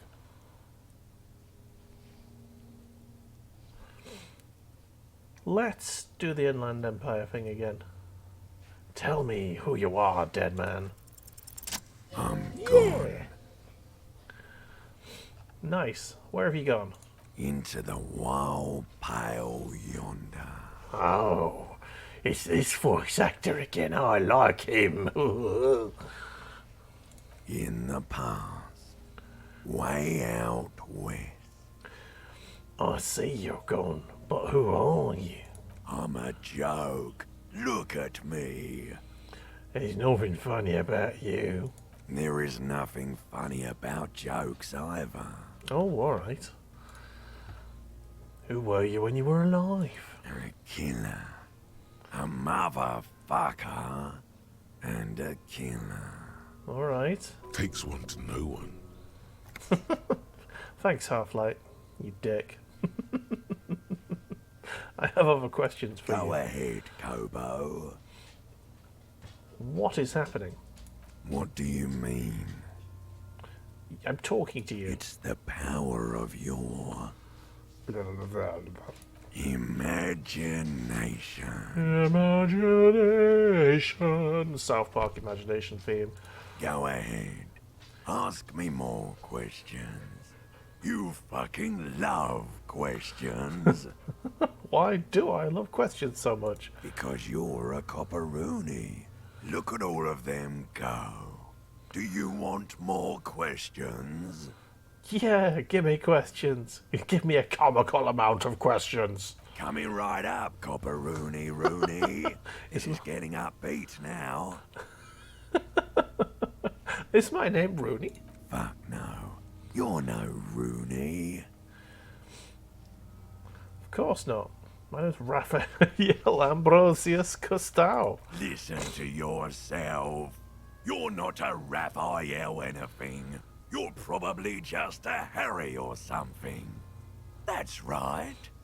Harry. I feel like I've been getting a lot of Harry lately. You might be onto something there. Maybe so, even though I already know that I am Harry. Why do I feel like I've forgotten something terrible? Because you have. Oh, okay. Who killed you? Love did me in, brother Copo. It was love all along. What? Which was it that killed you then? Love or communism? Huh? You said you said love killed you, but when you fell down, you said it was communism. You're misquoting me, Rooney. I said communism killed me. Love did me in. Can you ask me a question? Sure, Lobo. I can ask you a question. Why are you doing this? What? Looking at my face. Motionless. Looking into my eyes. Standing here. Why are you investigating my murder? Maybe this will lead to something. Something indescribable, unforeseen, miraculous. Ha! The clown lips on the corpse appear to smile. Bear's really decided that this stream has gone on long enough. Something is on its way. Nice. Something hidden. It's coming. A miracle from the northwest, and it's almost here. You can feel it in the air, on your hands. The cold spring air smoothing them over.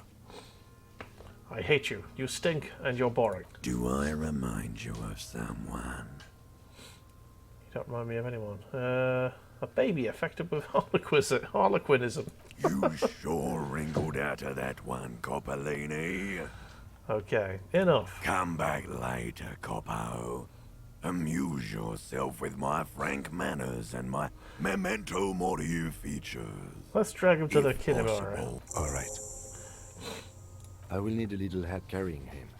You take the hands. I'll take the legs. Alright, bag the corpse and drag it to the motor carriage. Let's do this.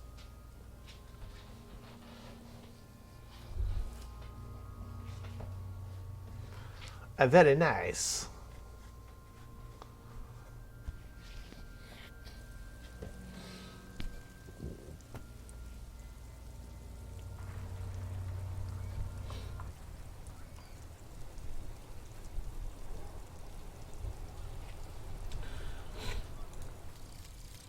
Aces high. Nice. For the rest of the world, the Aces High is just a cool Revachol thing, politically neutral. In Revachol, it still holds revolutionary connotations. Also, have you looked at Lieutenant Kitsuragi's clothes? He wears a bomber jacket, just like the ones worn by aerostatic brigades, and those cargo pants could store tools for hotfixing your aerostatic. Maybe you should ask him about this. I will. Sweet.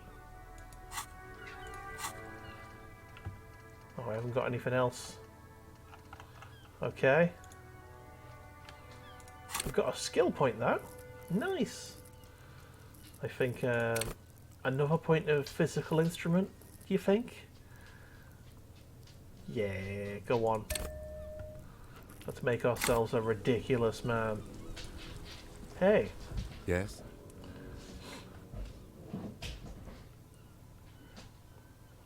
Okay, nothing. There we go. All done. Right. We are going to call it very soon, but first, let's go punch that guy. Let's go punch that guy so hard in the face. I'm going to ask him about his tattoos, and then I'm going to punch him in the face.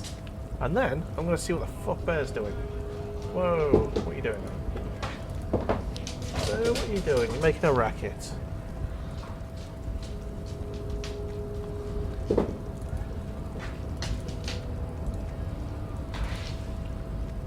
Hey, hey, hey. Your race descent has only worsened. Racists are Welcome to Revachol. You hear it? I am not like them. True. That is a noble cranium. Okay. But you got a hard look in your... So I've said that already. You're right. That's cranial profession my race doesn't say nothing. Your silence betrays your Okay. Racists. Welcome to... I am not like... True. That... Correct. No option? No option to punch him? Racists. Welcome to... I am... True. Let's try you over here. exhibit forward projection of the jaw. You do not wish to be judged because you are a genetic racist. Welcome to... Alright, I'm going through all of this again. True. You exhibit. What else? It is impossible. This leads me to conclude. Interesting. Your racial. He's right there. What? It's almost impossible to get it on unless you're... I'm fuming because I wanted to punch him, but we couldn't. So, let's do a save. Save game. New save. Oh, call it stream 1. Save. And yeah, I'm going to call it there. So, first things first, let's do the ends of stream screen. Thank you so much for being here, everyone. Just mute Disco Elysium. Bear is still here, wanting to say hello to me. So I'm going to go and pay him some attention for a bit. We are going to be streaming again on Saturday. Not sure we're going to be streaming now. We've got another Let's Play to add to the pile, so we might continue with this. This is good fun. Yeah, Saturday, Sunday, Monday and Wednesday. We stream 4 times a week. Thank you so much to everyone who's been here, Mr. Snoogliffin and Beerbo Baggins for popping in and having a chat with us. Anyone who's been lurking. And yeah, we'll see you next time. Bye all!